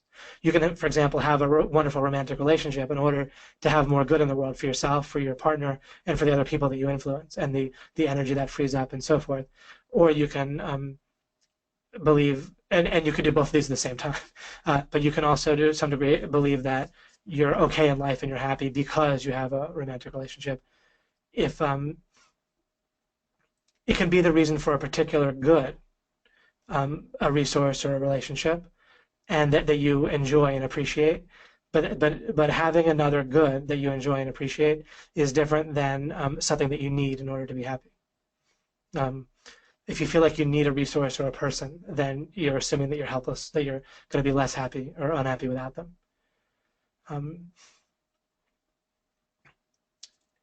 This can lead to a paradox for people, but you can resolve it.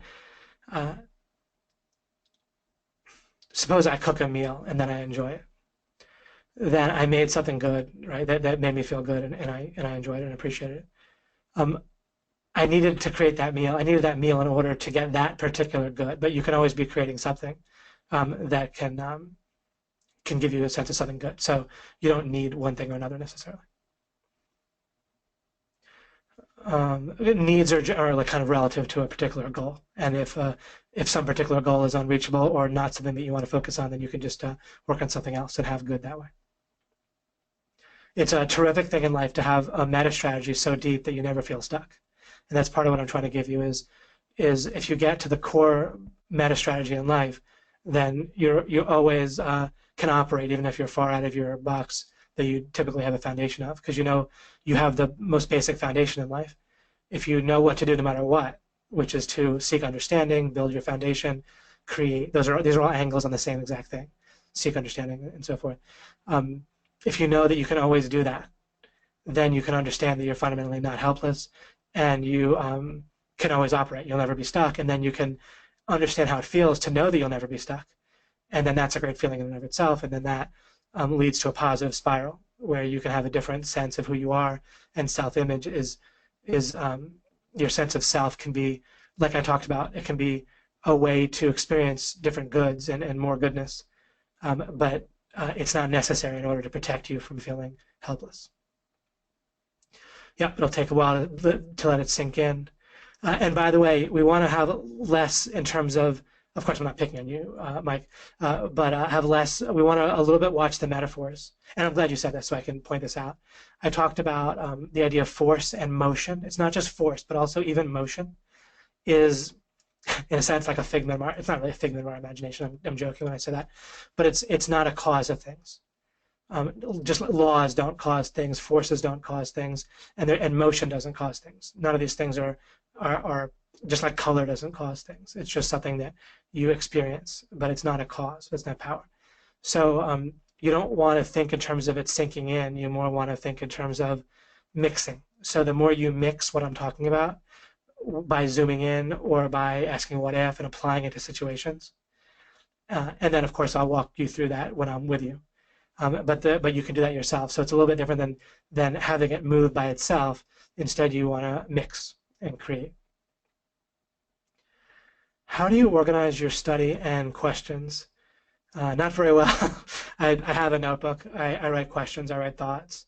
I write stuff like, okay, here's the final stuff that I'll put on my slides for this webinar because it's an hour away. Things like that, and then I'll write stuff there. But basically, I ask questions and then I write down answers. So I write down questions and answers. Is maybe the best way to put it. And I just keep on going, and then sometimes I look back at what I wrote. That may or may not be optimal. Interestingly enough, organization, when you really need it, make sure you do it. Right? If you're, it'll be. But here's an interesting factoid. Something I've known for a while back in my accelerated learning days, but they've done experiments and. Imposed organization, like if a textbook is organized well versus unorganized information, doesn't affect learning. It doesn't help someone learn better.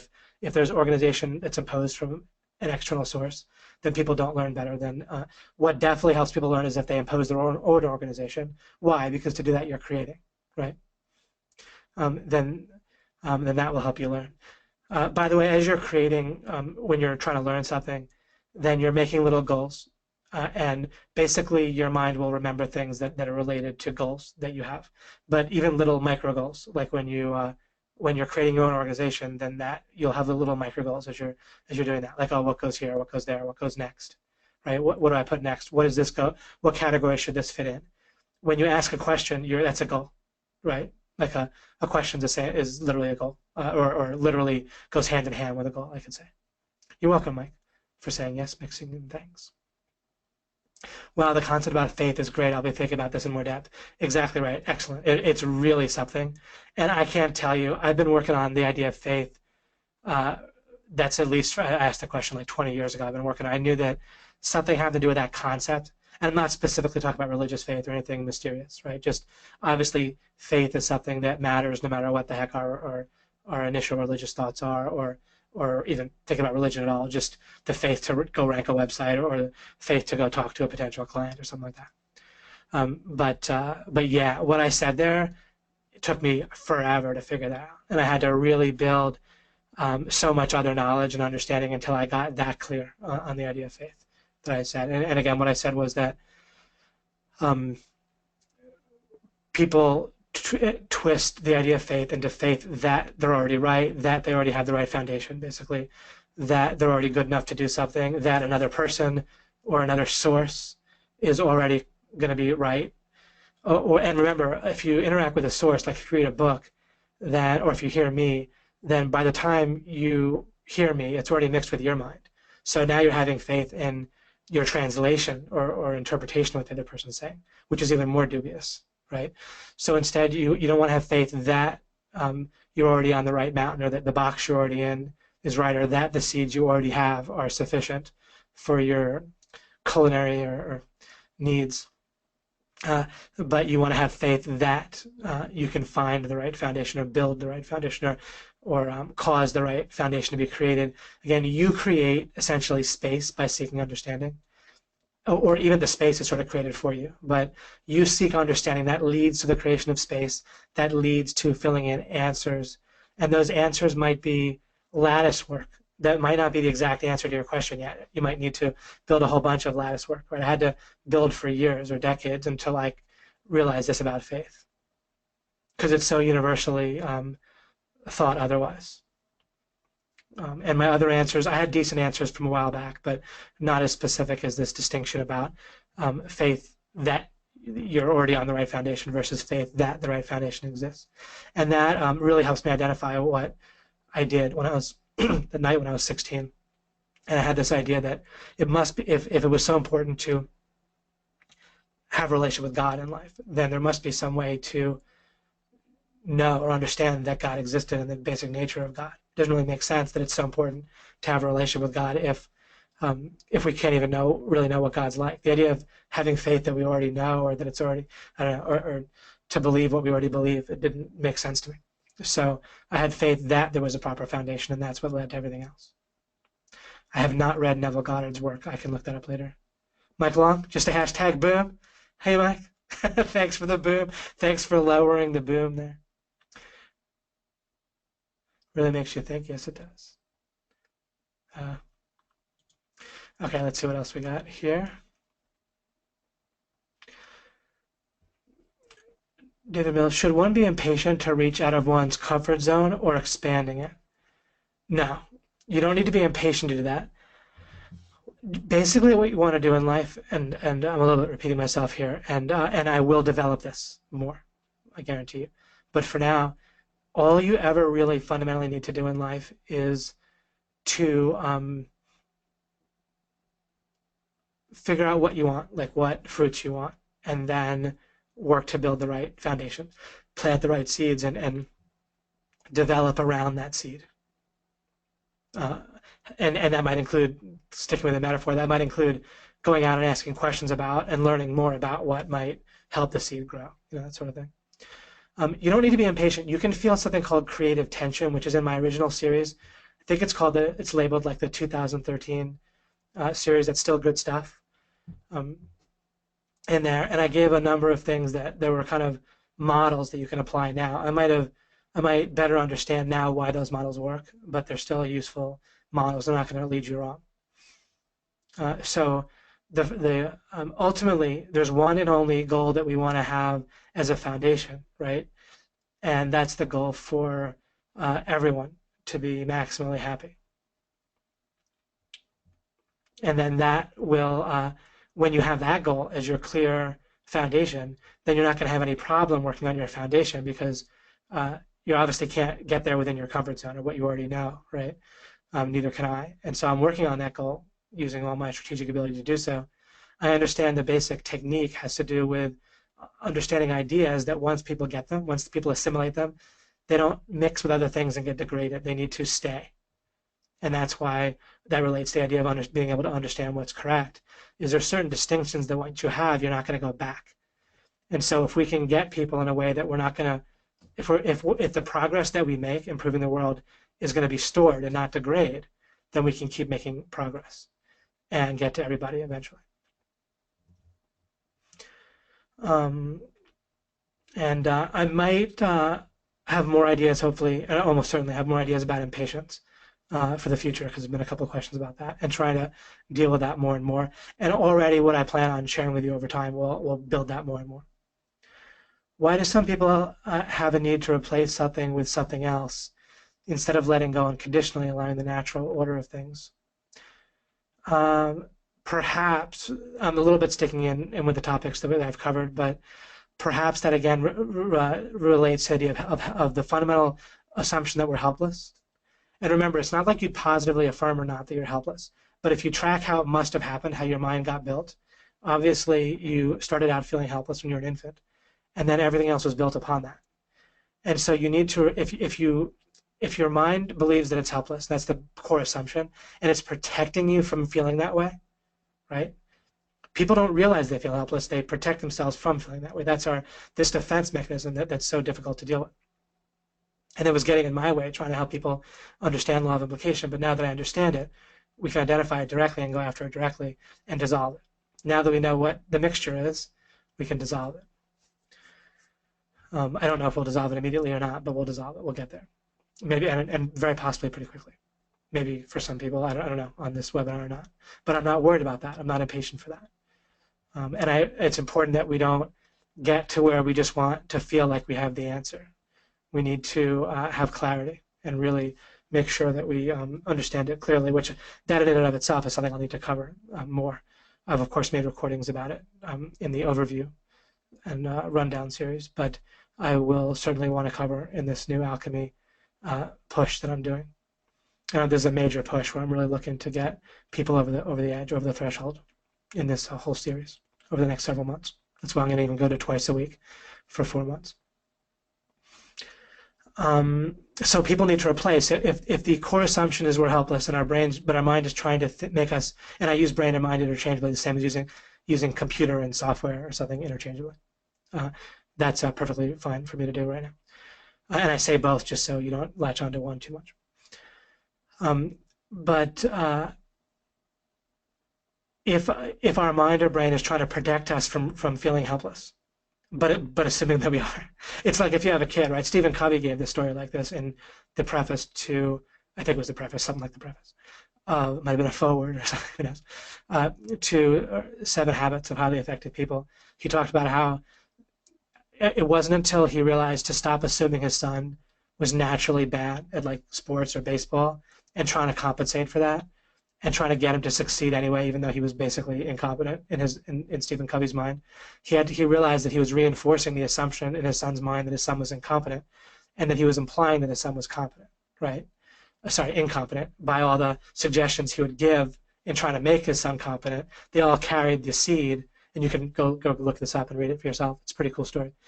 They all carried the assumption of the seed that the son was incompetent, and he kept reinforcing incompetence even as he was trying to supposedly encourage competence. In the same way, your mind itself is reinforcing feelings of helplessness even as it tries to make you feel powerful by making you feel like between your self-image and other resources that you have, relationships with people, money, and so forth, that it tries to compensate. And that's why people need to replace stuff. Right? If I'm trying to protect myself from feeling helpless by being validated by a significant other, then if I break out of one relationship, I'm going to need to get another one real fast because it's my only way to not feel helpless.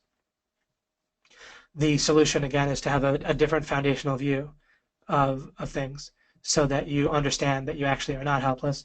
And I've already started to help you build that, and I'll continue showing you about the idea of creating is a big part of understanding how we're not helpless. That believes in his preconditioned insecurities, right? That's perhaps, depending on how you interpret this, it's another way of that's on the right track, exactly like I was talking about. You should understand about the brain, thoughts and beliefs and all that stuff, all your models and so forth. They have a corresponding, like if you learn something new or if you think something different or the same, it will have a physical, it will manifest itself physically, right? There'll be neurons firing off. As you think a thought repetitively, then the pathway will grow. There'll be more neurons in that same pathway and so forth. So there's always a physical basis or as far as we know, right? There may be some other mind that you have that's not based in the brain, right? That stands to reason if people can die and still be aware. I'm not saying that's the case or not, but there's plenty of people believe that, and there's plenty of reports of that. Then there must be something other than just the brain, right, that the mind is drawing from. But regardless of that, separately from that, then there's some physical basis for your thinking. And then, but people let things take on a greater reality than they need to. Just because there's a physical basis for your thoughts doesn't mean that that can't be rewired. Oh, and that's something I'm excited about sharing with you too, is in the future, is that one of the things that's going to help gain you leverage over your own mind, which you know you want, right? Sometimes you feel like your mind is taking a direction that you don't want, but you don't know how to change it that much, or you want to have more control over your mind. The key to that is going to be understanding, once again, it's going to relate to this idea of foundations. And you, right now, you feel and think as if there's a lot more basis to your thoughts and your beliefs and your decisions than there really is. I started to help with that with what was in this mind, but it's not just scientific. I don't rely on science. It just kind of, science is kind of fun to help ask better, more questions and so forth. But I don't prove things through science. I operate a different way. But we'll deal with that. Tending to foundations. How do you become cognizant of how your old default mental models seem to mix with your new mental models? And ultimately, how do you decouple and break the old? Cool. All right, here's what's going to happen. We just need to tend to building this new model that we'll build together. Sorry, I glanced at the other question, distracted me for a second, but I'll get to that in a moment. It will naturally be helping you. What you're going to do is you're going to build useful things that you're going to know. You're going to understand how to know. Like this thing I said about faith, right? Or this, what we've talked so far about creating by asking certain types of questions and creating conception, how that gets filled in. Those types of ideas, you'll come to see how they have to be correct. And you come to know things by seeing how the opposite has to be false, by the way. So you'll come to build these things and you'll see why they have to be right. And then they'll sit there, and whenever you hold them in your mind while a conflicting and false idea from your old model that's by logic it's going to be hurting you, right? If something conflicts with something that has to be true, then that conflicting thing has to be false. And if it's false and it's in your mind, it's going to be hurting you. If it's active, if you're noticing it, it's doing something, it's active, it's part of your thinking. So it will clash, and it'll get dissolved because it'll lose to this foundational stuff that you're developing. That may or may not happen now. It probably will happen to a good degree now. But the more you understand how to know what's true and see how that works, then that in and of itself will solidify what you'll build. You'll basically build this new creation that will build this new model. You need to build it fundamentally on the foundation of understanding how to know what's true. That's always the bedrock of everything else. I don't know what degree of understanding you currently have about that. I've discussed it, but I'm certainly going to go into that more. And I'm always demonstrating it, the idea of how to know what's true. And I pointed it out before in the overview and rundown series, and I just alluded to part of it, or a big part of it now, which is when you can distinctly see that something has to be false, or then the opposite has to be true. Is that like building that'll be an effect. The new neural pathways in your brain. The actual when you talk about neural pathways, those are in your brain, not your mind. In that case, the distinction does matter. Not that doesn't matter for what you're asking, but the new neural pathways will be built. That's correct. As you think thoughts that are more helpful, that will just like any thoughts that you think, that will lead to different wiring in your brain, and then default functioning will change, and then some of the deepest things will actually also get taken care of, in addition, and also some surface things and responses that you'll have. You'll basically be better off on a deep level and on a surface level.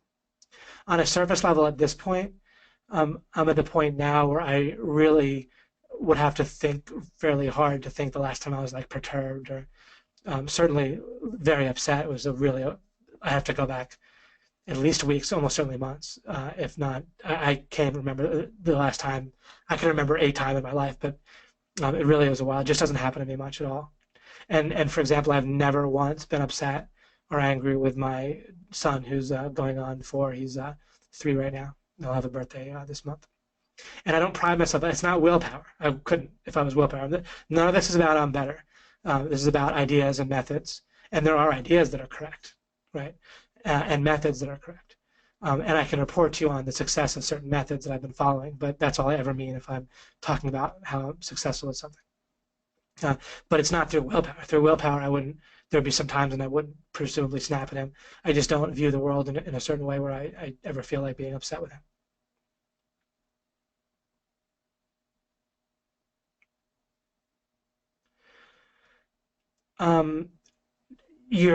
We keep asking. When you keep asking, you'll get to the answer, especially because you'll have my help. Then about how to know what's true, and then once you come to the answer of how to know what's true, once that gets filled in from you asking the question and tending to that, you don't just ask one question, by the way. That might get the answer, but you also need to sometimes build to the answer. And then once you are relentless and build enough to where the answer fills itself in properly, then you'll know how to recognize that answer and others as true. When you won't know everything that's true, but you'll sometimes be able to know some things.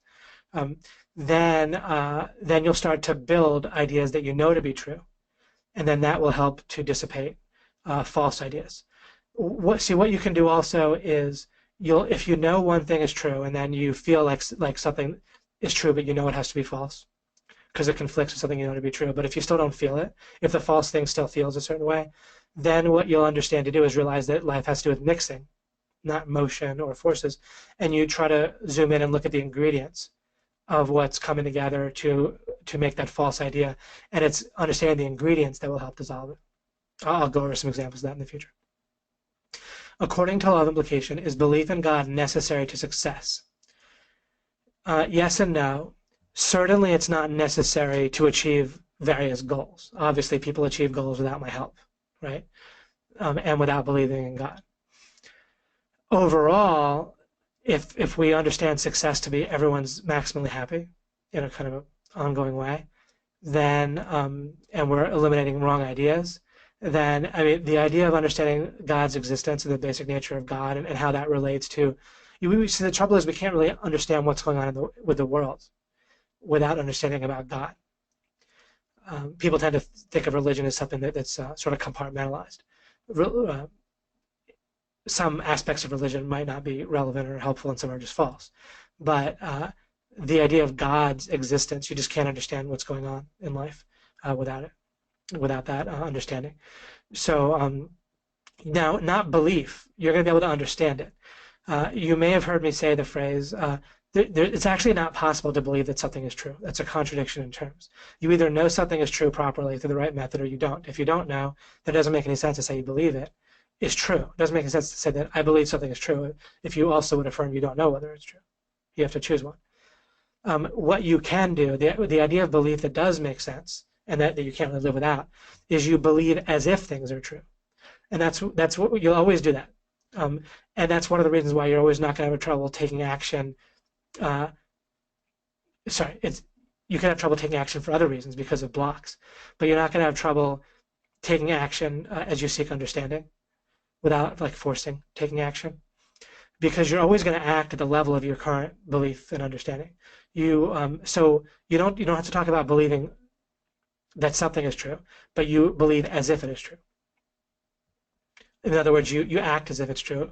There's plenty of things you're never going to know. I don't know if they moved Starbucks while I was sleeping, and they played a big joke on me, but when I drive to Starbucks tomorrow or whenever I drive there, I'm going to believe as if I know where Starbucks is, right? I don't know that this mic is working right now for sure. I don't know that you're hearing me, but I'm believing as if that's correct. I don't know it 100%, but it's certainly reasonable to believe as if it's true. But once you start to have that distinction, and once you understand stipulating, which is another thing I'll cover in the future, then you can stipulate that something is true. It doesn't mean you're believing that it's true, but it's great because you're acknowledging that actually you don't know whether it's true.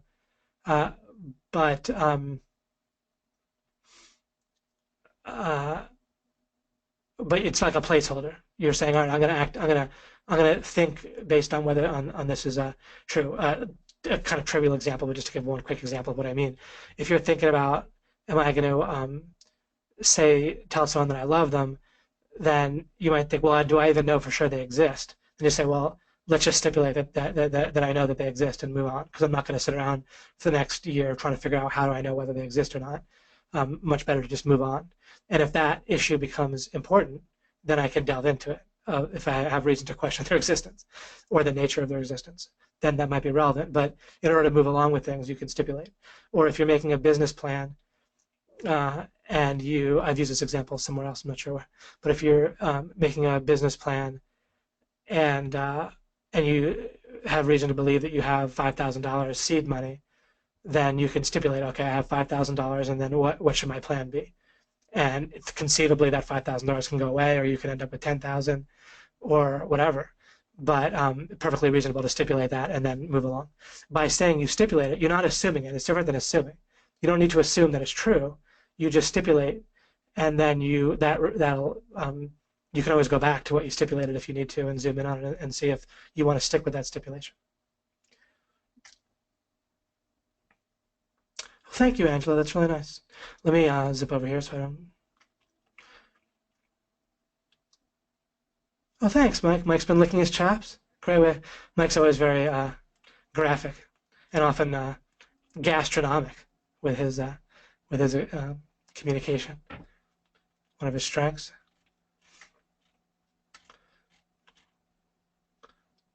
Well, you're welcome, Debbie. We hear you. Wait a second. Is this? Yeah. Okay. Oh yeah, that's right. I was talking. It's funny. I was talking about. I don't know for sure if the mic. Well, still could be a conspiracy, Casey.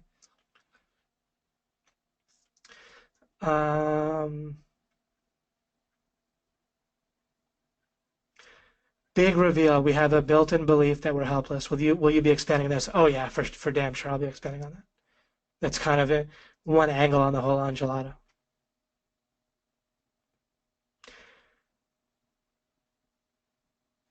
It is correct, David Mills. That's awesome. I think I remember you talking about going over things that you may be struggling with before you sleep.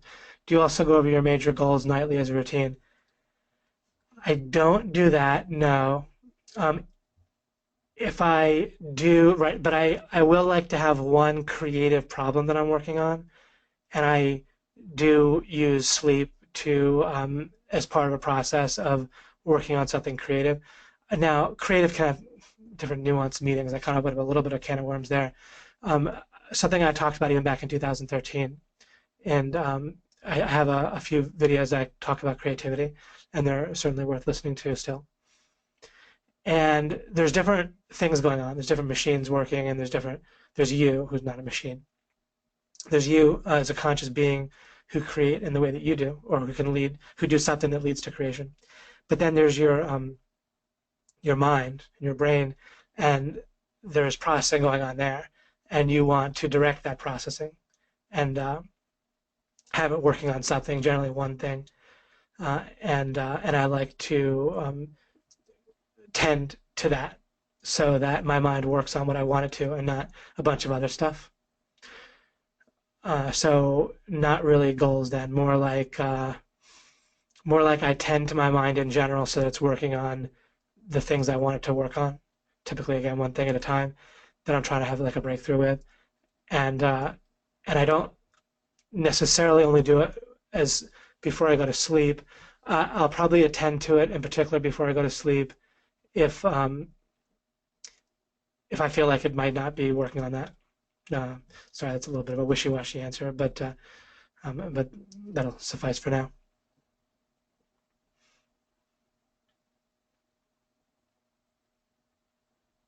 And I tend to try to, I know this is not always possible, but I try to have one, at least a kind of sub-goal that I'm working on. Of course, I have like my overall goal, and but then I tend to have one thing I'm trying to accomplish at a particular time. I'm trying to think if that's misleading at all. And that's fairly accurate. You don't have to read like too much into that. Of course, really you can look at the conditions on the ground for your own life and use your own judgment. with that. But generally, it's also proportional to the breakthrough necessary. So if I have a bunch of if I'm more like consolidating and just have a bunch of things to do that aren't going to be too tough to accomplish, then that's different. Then that's one thing. Um, and if I need to kind of keep them all straight, then I might go over my goals because maybe my struggle, maybe the problem that I'm working on at that point is how to balance or be most efficient with balance carries a little bit of a loaded assumption, but how do I most effectively deal with a number of things that are going on in my life, and that in and of itself would be the issue. And so that's a better answer, William Smith. Um, is that I would go over my goals as an issue of how to deal with multiple goals most efficiently tomorrow, if that was the thing. Otherwise, if I just have the one, then I just more focus on the one. So glad I'm an OMGer. Love this, David. Well, so glad you're an OMGer too, Tim. Oh, you're welcome, Alana. Bolton, what is a good angle on the balance between confidence and overconfidence when it comes to business and making decisions that can affect the future? I do think about this question, by the way. So I might put it off. I'm trying to think, though, if there's some initial things. Remember the core idea of law of implication is I tell you to focus on what's true and building on what you know to be true, which is another angle. It's all saying ultimately the same thing, building your foundation and so forth. Now, there is a distinction about confidence. I mentioned there's this post by Jolene, which I mentioned I might get to, and she's it's pretty great. It's people only at NHB wouldn't have access to it. Maybe I can do a cut and paste afterwards so you can see it, or maybe you can. I'll get the replay up pretty soon. I'll put it on here, and then I'll scroll down, and at least on a replay you can look at more of it here. And so she made a pretty nifty post here, and just talk about foundations and building there and breakthrough. She talked about, I don't know if she would use the word foundation, so let me scroll up. But talked about breakthroughs. And one of them had to do with, she's working on building like breakthroughs and foundation in order to get clients and working like on foundation. So it's a really cool post she did earlier today. This is and so it just talks about self-love, trust, esteem. This is a core concept that needs to be in place for me. It's very obvious to me and everyone I think if a person I'm talking to does not have high level of self-esteem, and this would immediately close down any thought of buying something from them. So I will look at areas of my life that I can improve in order to be continually improving on my self-esteem. So I've been thinking about this because one thing I do want to help you guys build is a self-image that isn't subject to feedback, and it's not just a defense mechanism ultimately to not feel helpless. So that's important. However, there is something to being confident about your ability to do a particular task that you want to start to distinguish that from your overall self-esteem and your self-image, especially an overall self-image that's just there to compensate and defend against feeling helpless. So your competence in a particular task, and notice how these can blend together in an unhelpful way, and how it also makes it hard for us in dealing with other people having to worry about this for them. If we say that we're better at a particular task than them, then sometimes that's totally appropriate. Like if it's totally obvious, like if you're a doctor and another person's not, and they're hoping that you'll know about how to fix their arm, or whatever, their spleen or whatever. Then there's plenty of times in life, or if you're Greg doing SEO and someone's a new member of project of NHB of some sort, then it's easy for them to have no problem realizing that they want to learn SEO from Greg and it doesn't impinge upon their overall self-esteem. But there's other areas, of course, where it'll overlap. And it really should never overlap, by the way. There's never want to mix the two, competence in a particular area of life or type of task, and then your overall sense of goodness as a person, and even literally like how moral a person you are. And yeah, that really will overlap. It really will feel like a moral issue to people about whether they're good at certain things, and it'll feel like an attack that really is wounding if someone says something that has an implication or points out a problem that they're not good at a task that happens to overlap with their self-esteem. So regarding confidence and overconfidence and regarding getting clients, you do want to develop your confidence in your specific ability to rank websites for clients and to deal well with clients overall, to take care of them well and to deal with them well. Not just rank with their sites, but also interact with them in a way that that is effective for you and for them, whatever that might mean, right? But in terms of reporting to them in the right way, in terms of answering their questions and potential objections or whatever in a way that leads to a good result, right? Basically, the result of them feeling confidence in you and chilling out and going about their business and paying you, right? And letting you get about your business of ranking their site. So how do you do that? And really, the big first step in that is to fully divorce or distinguish between where your level of competence in any task. And one of the problems I run into in life, of course, is that people's ability to think is often something that overlaps with their ability of their own self-image and their basic general self-image and how good they are and how non-helpless they are, right, as a defense mechanism.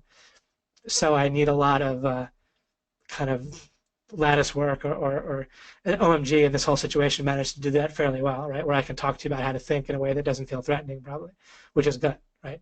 But in a lot of cases, I can't use my core ability of thinking accurately, conceptually, and it really made it difficult for me to earn money for a long time in life because, right, it would be like immoral or like feel like an attack if I was doing what I was good at. Whereas if someone's like a plumber, it doesn't feel like an attack on someone else if they presume they can fix the guy's toilet better than they can, right? In some cases it might, right? If a guy like prides himself on fixing a toilet and has to call a plumber, then he might feel a little threatened by that plumber. If his wife calls a plumber, he might be pissed off, like, hey, I can fix that myself. So it could be anything where someone, feels that overlap. But thinking is particularly one of those damn things, right? Where, because people are at a young age, even in school, right? People are told, well, think about it. Think for yourself about that. If you order someone to think about something in the sense of like they should do it, then it means that like if like it's kind of it implies that there's something wrong with them if they can't think, right? If someone says think about it in a way that they expect them to, you generally won't catch me telling people to think about stuff. Literally, really, because again, the implication implies that they can already think well. Which is a problem for people. It's better for people to stop thinking that they can think well. Again, what I said about faith. Stop having faith that you can think well, and start having faith that there is a way to think very well, and that you can build it for yourself. Because when else did it get built? In school or when you were one? And ever since you can remember, did you ever? Pretty much no one just stops and works on this really hard. I'm apparently have a propensity for this. Apparently, I'm good at this. It's a little vague. It's a little bit anecdotal, or from what my parents told me, but my IQ might be like in the 170 neighborhood, apparently. And the guy who tested me conceptually had said he'd never seen anything like it, and so forth. And I don't know how much the guy had seen or how accurate that is, but given that I've became a world champion in Magic and now am where I am now and teaching LOI, then presumably there was something to it. Plus, they picked on me when I was like 5. I didn't even have like a pocket protector. I didn't have glasses. I'm not criticizing these things, but I didn't have any of the typical things, and I was, I was reasonable all around. I wasn't like obviously bad at sports. I wasn't great, but somehow I was really people wouldn't be friends with me in my neighborhood, and they could be friends like in secret, but overall they couldn't, and I had a difficult time when I was very young in my neighborhood, and it was all based on the idea that I was really smart and I was a brain. They would pick on me because I was a brain. So I guess at least that makes someone think that they're smart. That's we want to even then though I developed what I developed not by thinking I was smart, but by thinking that I could figure things out perhaps and working on that. So anyway, that helps with the idea of confidence and overconfidence to some degree. Is you start by not having a confirmation bias where you need to feel confident in order to not to feel like a good enough person and to not feel helpless. And then once you generally in life, when you get rid of the confirmation bias where you really want to believe something emotionally, and it's going to sneak up on you. That's not going to be obvious. There's not going to be a big neon sign in your mind thinking, all right, confirmation bias time. You want to believe you're smart, so watch out, right? It's going to feel very subtle and different than that. But generally, it's the same thing with trying to get the right time frame on how long a task is going to take. Everyone, myself included, gets that wildly wrong. Even our worst case projection tends to be optimistic, and we tend to exceed it, and there's experiments on that too. So the first thing you want to do in order to have a proper projection of how long something's going to take you is you need to get rid of as much confirmation bias as you can, and possibly all of it, where you don't feel like if you were better, you should get it done sooner rather than later, right? If there's an absolute deadline, then there's an absolute deadline, and you could just focus, and then you just decide how much of a priority it needs to be, and you put the focus in. But anyway, the basic way to get rid of overconfidence is to get rid of the goal to be good, to believe that you're good at it, and instead get to again where you're doing the same style of thing, tending to the foundation, not worrying, not having a goal for the fruit, but or having the goal only. I'm going to need to develop this with you guys, but there's a way that you can have a goal in the sense of knowing what fruit you want without having a goal to get there faster, or that there's something better about achieving it, or other than what's good is the tending to the foundation. What's good, like not the right. But again, if you use the metaphor, the model of a plant, you can kind of see it decently. You can see it close enough that it should be pretty functional for you, where you identify what fruit you want, but then it's not like you're a better person if your strawberries grow faster, right? And if you are, it would be because you tended to the plant better, right? Not because you use your like willpower on it or something else, or did a better rain dance or something. Okay, I'll look to wrap up pretty soon here. Oh, nifty. Very empowering about faith. Excellent. Great. Giving my brain a real sense of calm. I'm so glad.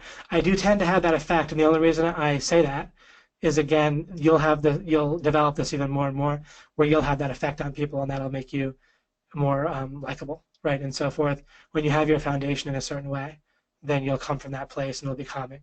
And where's that calm come from? I don't feel helpless, and it's not because I feel powerful in the sense of, oh, I have this resource or I have that resource. It's that I understand that fundamentally I can seek understanding, and in doing so cause creation to happen, first conceptually and then more manifesting and so forth. And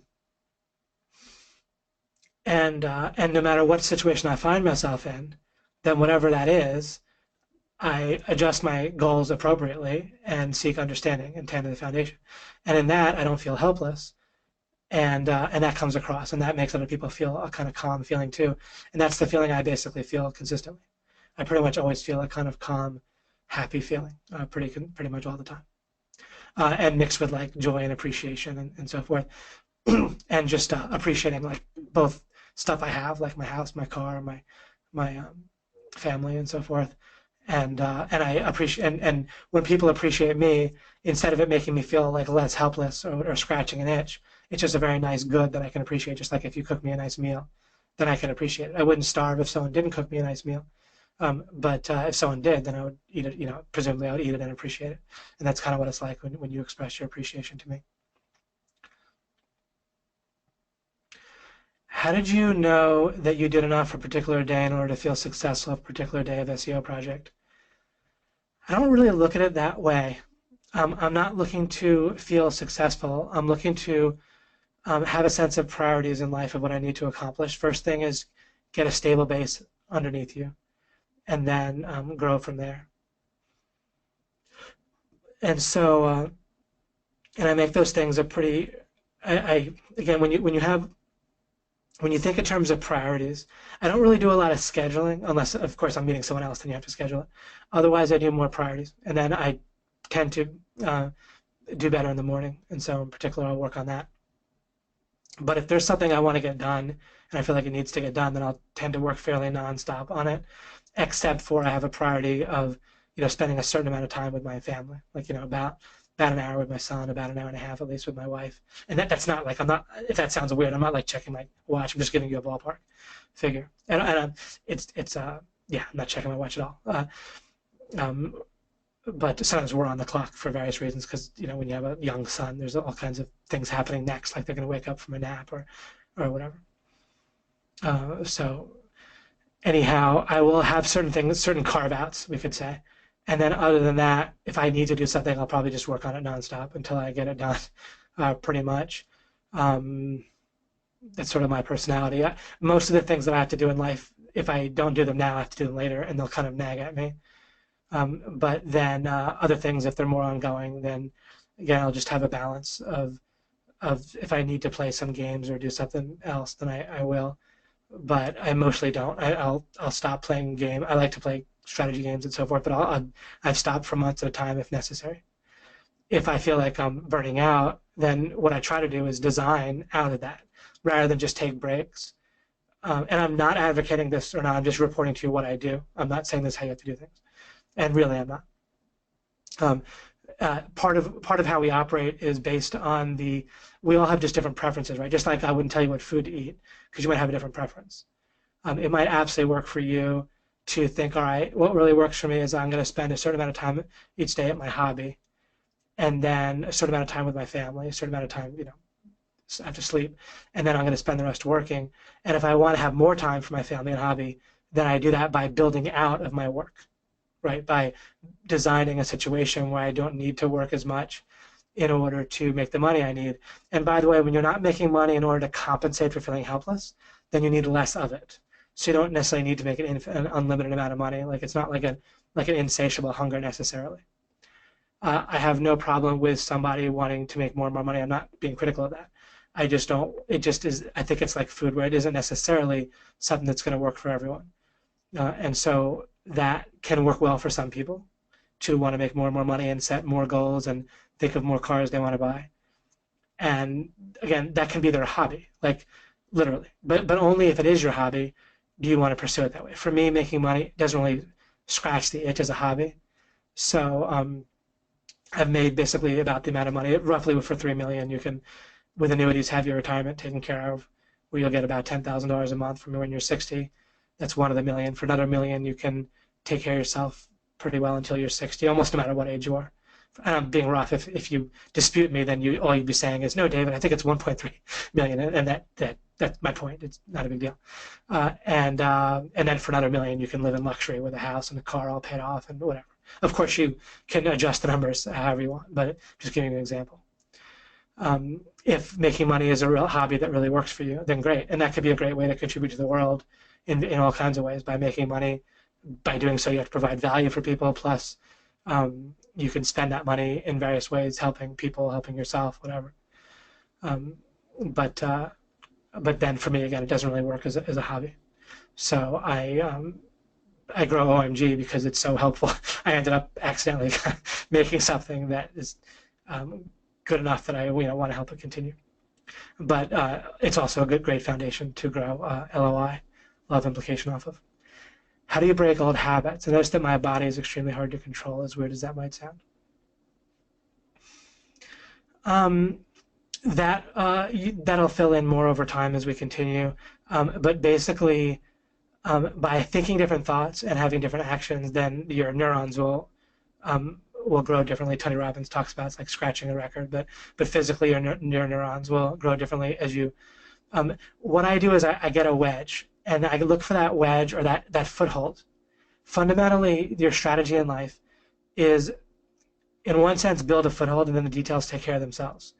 So what people do is they give up because they don't want to go farther and farther out into the context. They're like, okay, that's far enough outside of my comfort zone. Don't want to go any farther.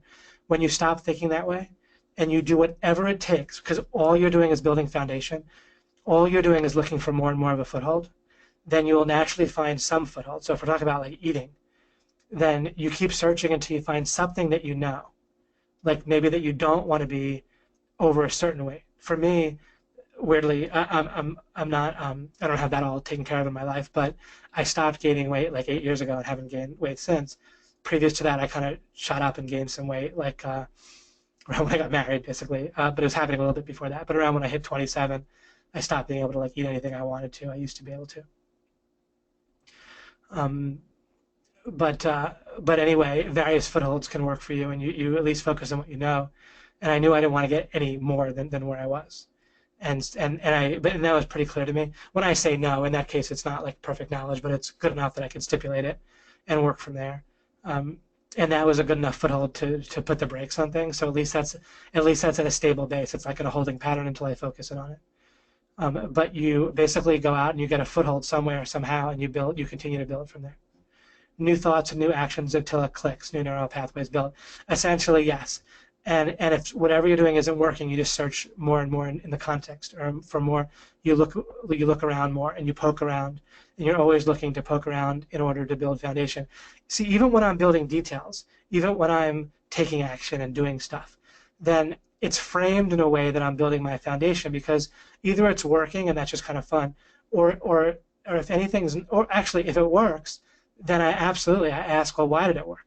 And so I come up with new questions to ask. So I kind of take action in order to ask new questions. Either why is it working so well, which I get to ask a lot these days, or why isn't it working?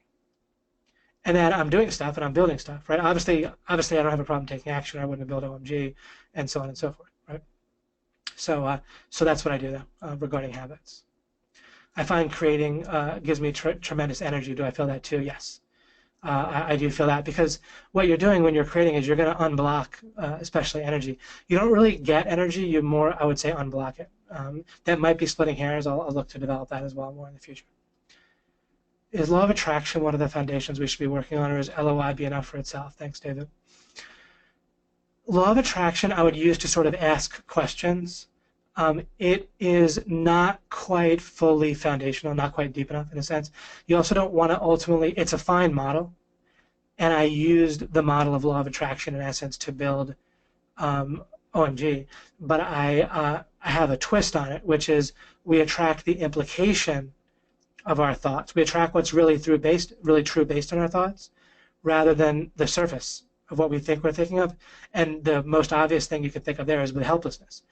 People will do stuff thinking that they're not helpless, or with that Stephen Covey example with his son, where the implication was incompetence, even though he thought he was trying to attract his son towards competence.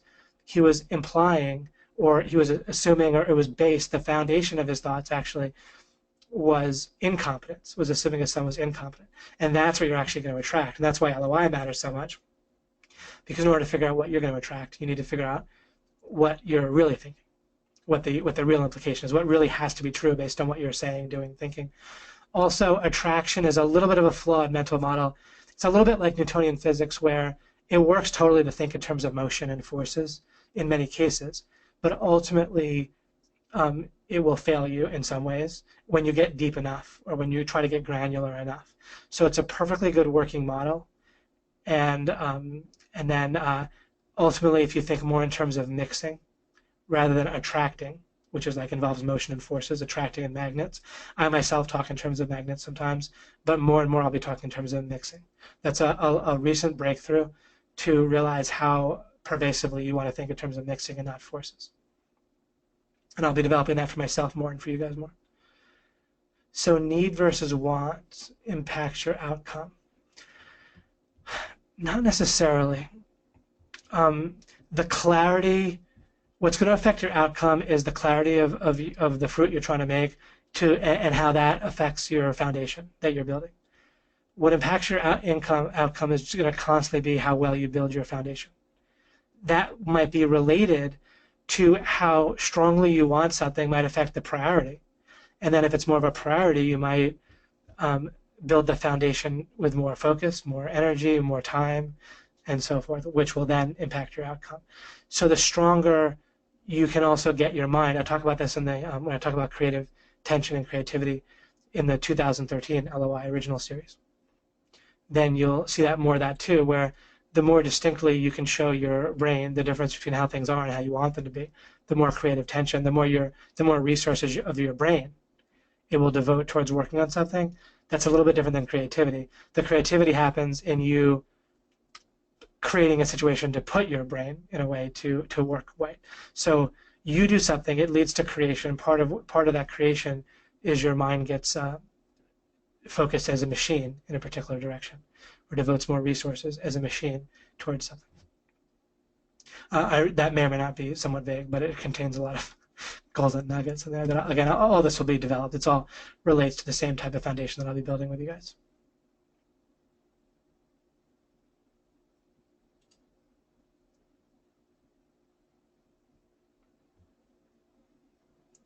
You're welcome, Sean. Thank you for writing that.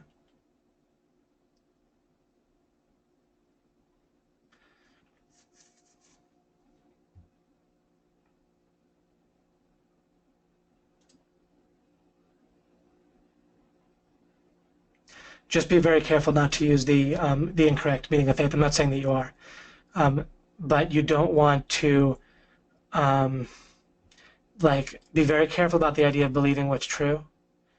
So you see, okay, this is something again I'll plan to talk more about, but here's the thing. It is true that if you assume you're on the right mountain, then that will help you climb it. That's the whole reason why your brain works in the way that it does, trying to get you to believe that you already have the right foundation. There's a use to it because then you will take more full advantage of that mountain that you're on. But you have to watch it because your brain's constantly trying to do that and tell you that you're already right and that what you already believe is correct. That is extra helpful when you happen to be right. But if it's your only strategy is to believe that you're already right about stuff, then that strategy will also fail you at times. And it will also cause you, when you're trying to protect a belief as if it's true, but if you don't know it for sure, if you feel like you know it for sure, but if you don't understand how to know it properly, then you're going to need to defend it. And that's going to backfire on you. And that's kind of my quick summary on that for now. Do you think certain events in our lives create cemented boundaries in our mind? The boundaries are unbreakable without some of these deep understandings. People are forever imprisoned in this kind of defense for their defense of their mind, right? People are defensive about being defensive. People are defensive about like core beliefs, about their ability to already be right about how they think and their core method of how they know what's true. People are defensive and that they want to believe they already have that right without even ever thinking about it once in their lives, in essence. You need to break through that in order to get outside of the deepest thoughts that you have. And your very deepest thought is that you're helpless, basically. In order to break through that, you need either my help or to figure out what I figured out on your own. Oh, wow, super. I'm astonished that I made sense there, but at least I made sense to you, Sean. That's wonderful. I'm so glad to hear that. I do think I'll make sense over time. What is OMG NHP? Oh, it's just the previous Facebook group. We set up the new project assimilation group, and it's worked out so well that everyone's just fine. Everyone's in a great group. So we'll just keep everyone in their own groups.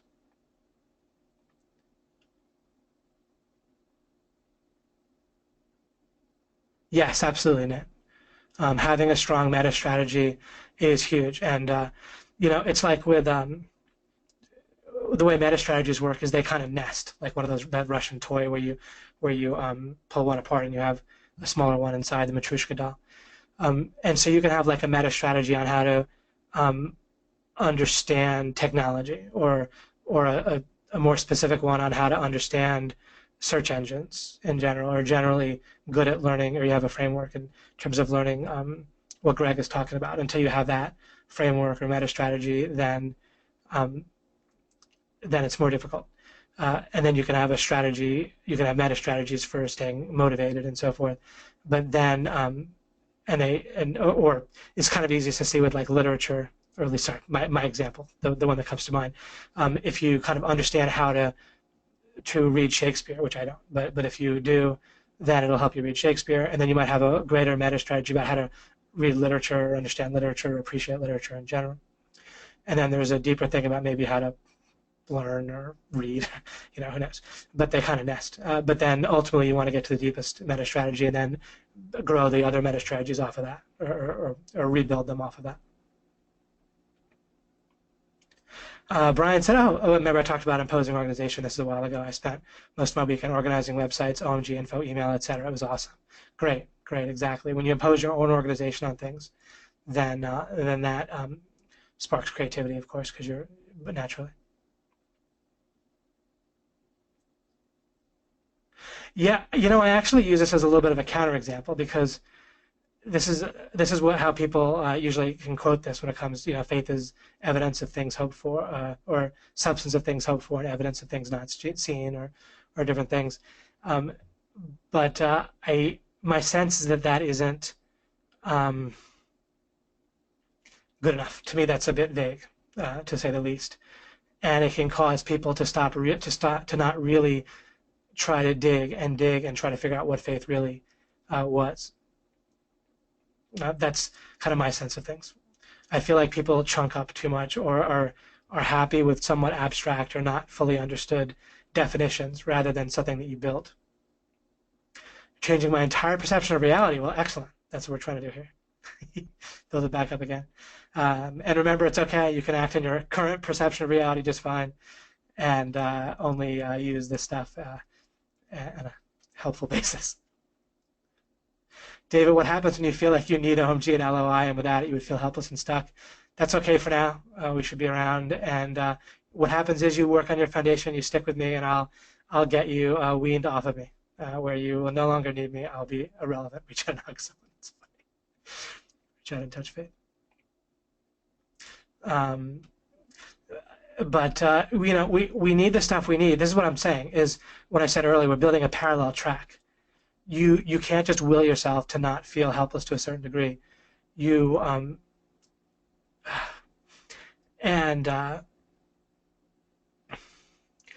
Also things are relative. Like in order to survive, I need certain things. It's only in letting go of feeling like the world comes to an end if I die. Then if you let go of that, then you don't need that in a certain way in which you feel helpless. I presume that something I'll continue being conscious after my body dies, and that I can go from there. And if I am not, then that's not my problem anymore. But also, it doesn't make sense that God would create the world in the way that God did, and have it be the end all be all of things. It just doesn't. It would have just been made differently otherwise. But that's getting ahead of myself. But just getting a sense of things. Love what you're sharing, David. Great. It's so nice. Clearly this is going over well, and we're making progress here, and we're looks like people are happy to continue, which is the only thing I need from you guys in order to continue helping you. Is I need you to not slam the door in my face. I can't always guarantee to be entertaining or interesting or even be saying something that seems at all relevant to your life, but it looks like we did a good enough job with this that we'll be continuing, and that's all I need from you in order to. I have a lot of understanding I can share with you that's really going to be great as long as you continue with me. I don't have all the answers, but I have some pretty good clarity on some important ones. Oh, thank you, Mike. I didn't realize that was Mike for a second. Okay. I think I mentioned this somewhere. I may not. I think I put this in the webinar schedule page, but this won't exactly be an all questions answered webinar necessarily. But overall, I think we'll get to everything. So that'll be great. So thank you so much, and thank you for all your feedback. This is so fun to be sitting here with the Facebook groups and talking to you guys this way. I didn't bring anyone on, but I think we're good for now. And over time, I certainly well might. Thank you so much, guys. I might have to play the entire song if we're not going to take it next time. We'll see. We'll play it by ear, but it got me in a pretty good state of mind for all this.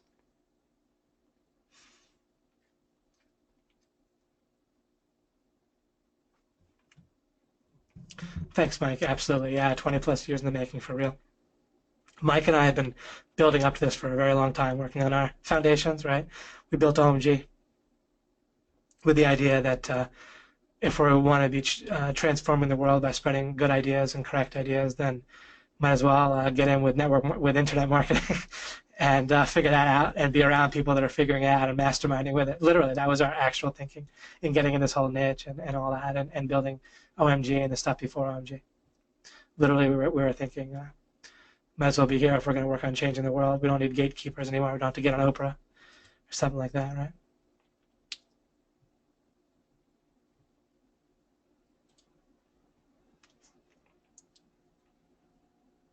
That's wonderful. Thank you, Megan. I appreciate that very much.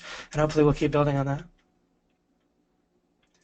Well, gosh, this is great. This is like a very tasty meal, to put it in Mike's culinary metaphor term. To just add the appreciation, I totally appreciate it. I am appreciated. Thank you, Marianne.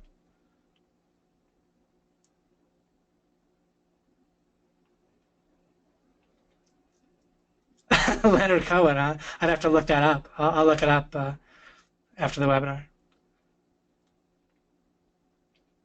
You're very welcome. Sorry, I'll give some other people a chance to thank me, I guess. But I people are typing stuff in. I don't want to ignore it. Awesome, guys. Um, let's see. I guess that is it. Interested to see how the replay comes out with the old with having the live cam on for the first time.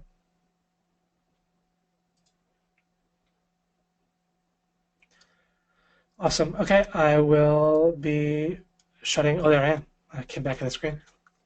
Hair's flying away over here. All right. It looks like I'll end the webinar. Good night.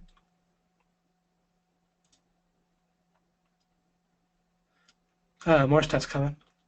It's a false alarm. I'll land in a few seconds, but not quite yet. I'm looking forward to it too. It should be wonderful. Thank you, Nat. That's terrific.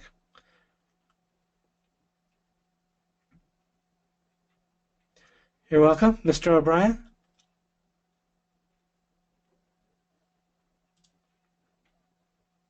Oh, Joseph. It was great talking to you at OMG Live last year. And I'm glad you're here now as well. Sticking around. It's great to have people that are sticking around for years with OMG. It's been a journey, right? I first started talking about law of implication. The first OMG Live would have been about 2.5 years ago now. And the first thing I said was, I'm here to win. And that means, winning for everybody. I'm not here to just make a difference and then ultimately lose. Having said, all right, did good enough. I'm looking to take it all the way. We'll see what happens. I'm the best. All right. I'll show that one to my, cut and paste that for my family. Then they won't have to wonder who the best is after this. Actually, the webinar should be up pretty quick. I presumably have it. It's all recording, yeah. And then they record online these days, so there's no excuse. You like that one?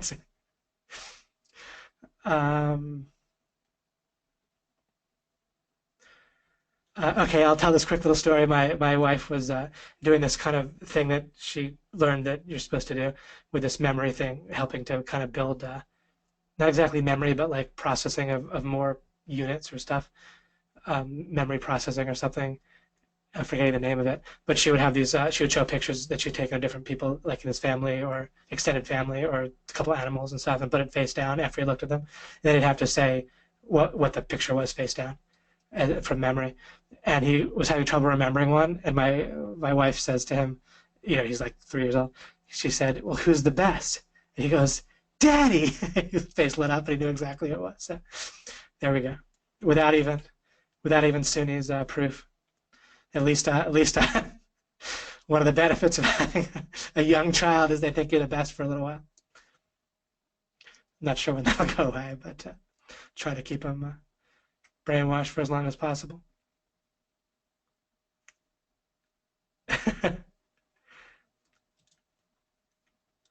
All right. All right, let's do this for the next hour. Just sitting with you guys. Terrific. All right. Go. All righty. I am home. I work in my basement. This is my big commute. That's why I have the refrigerator in the background. You probably think I live in a, who knows? But this is not like a, apartment. It's just the basement of my house. It looks a lot more beautiful upstairs. But I enjoy having an easy maintenance place. Alrighty. All right, now I'll end it for real. If I find the right button to do it. I have done this before, but not too often. That's pause. No. Nope. Not that one either. Maybe it's file. Exit. Leave. Exit end webinar. There we go. Alrighty. We're done for real now. Kill this witch, hug the wife, yeah. She actually took Chance out to like a park or something, so he wouldn't be knocking on my door at random times. Okay, guys, seriously, thank you so much. Terrific. So glad to be working on this with you. And we're going to have a great several months. We're really going to work at this, and I'm always looking to win, you know me. So we'll make this, keep poking away at this. And if it takes longer than that, probably go longer anyway. So gonna get a lot of people over the threshold here. Is what I'm looking to do. Take care, and I will see you next week.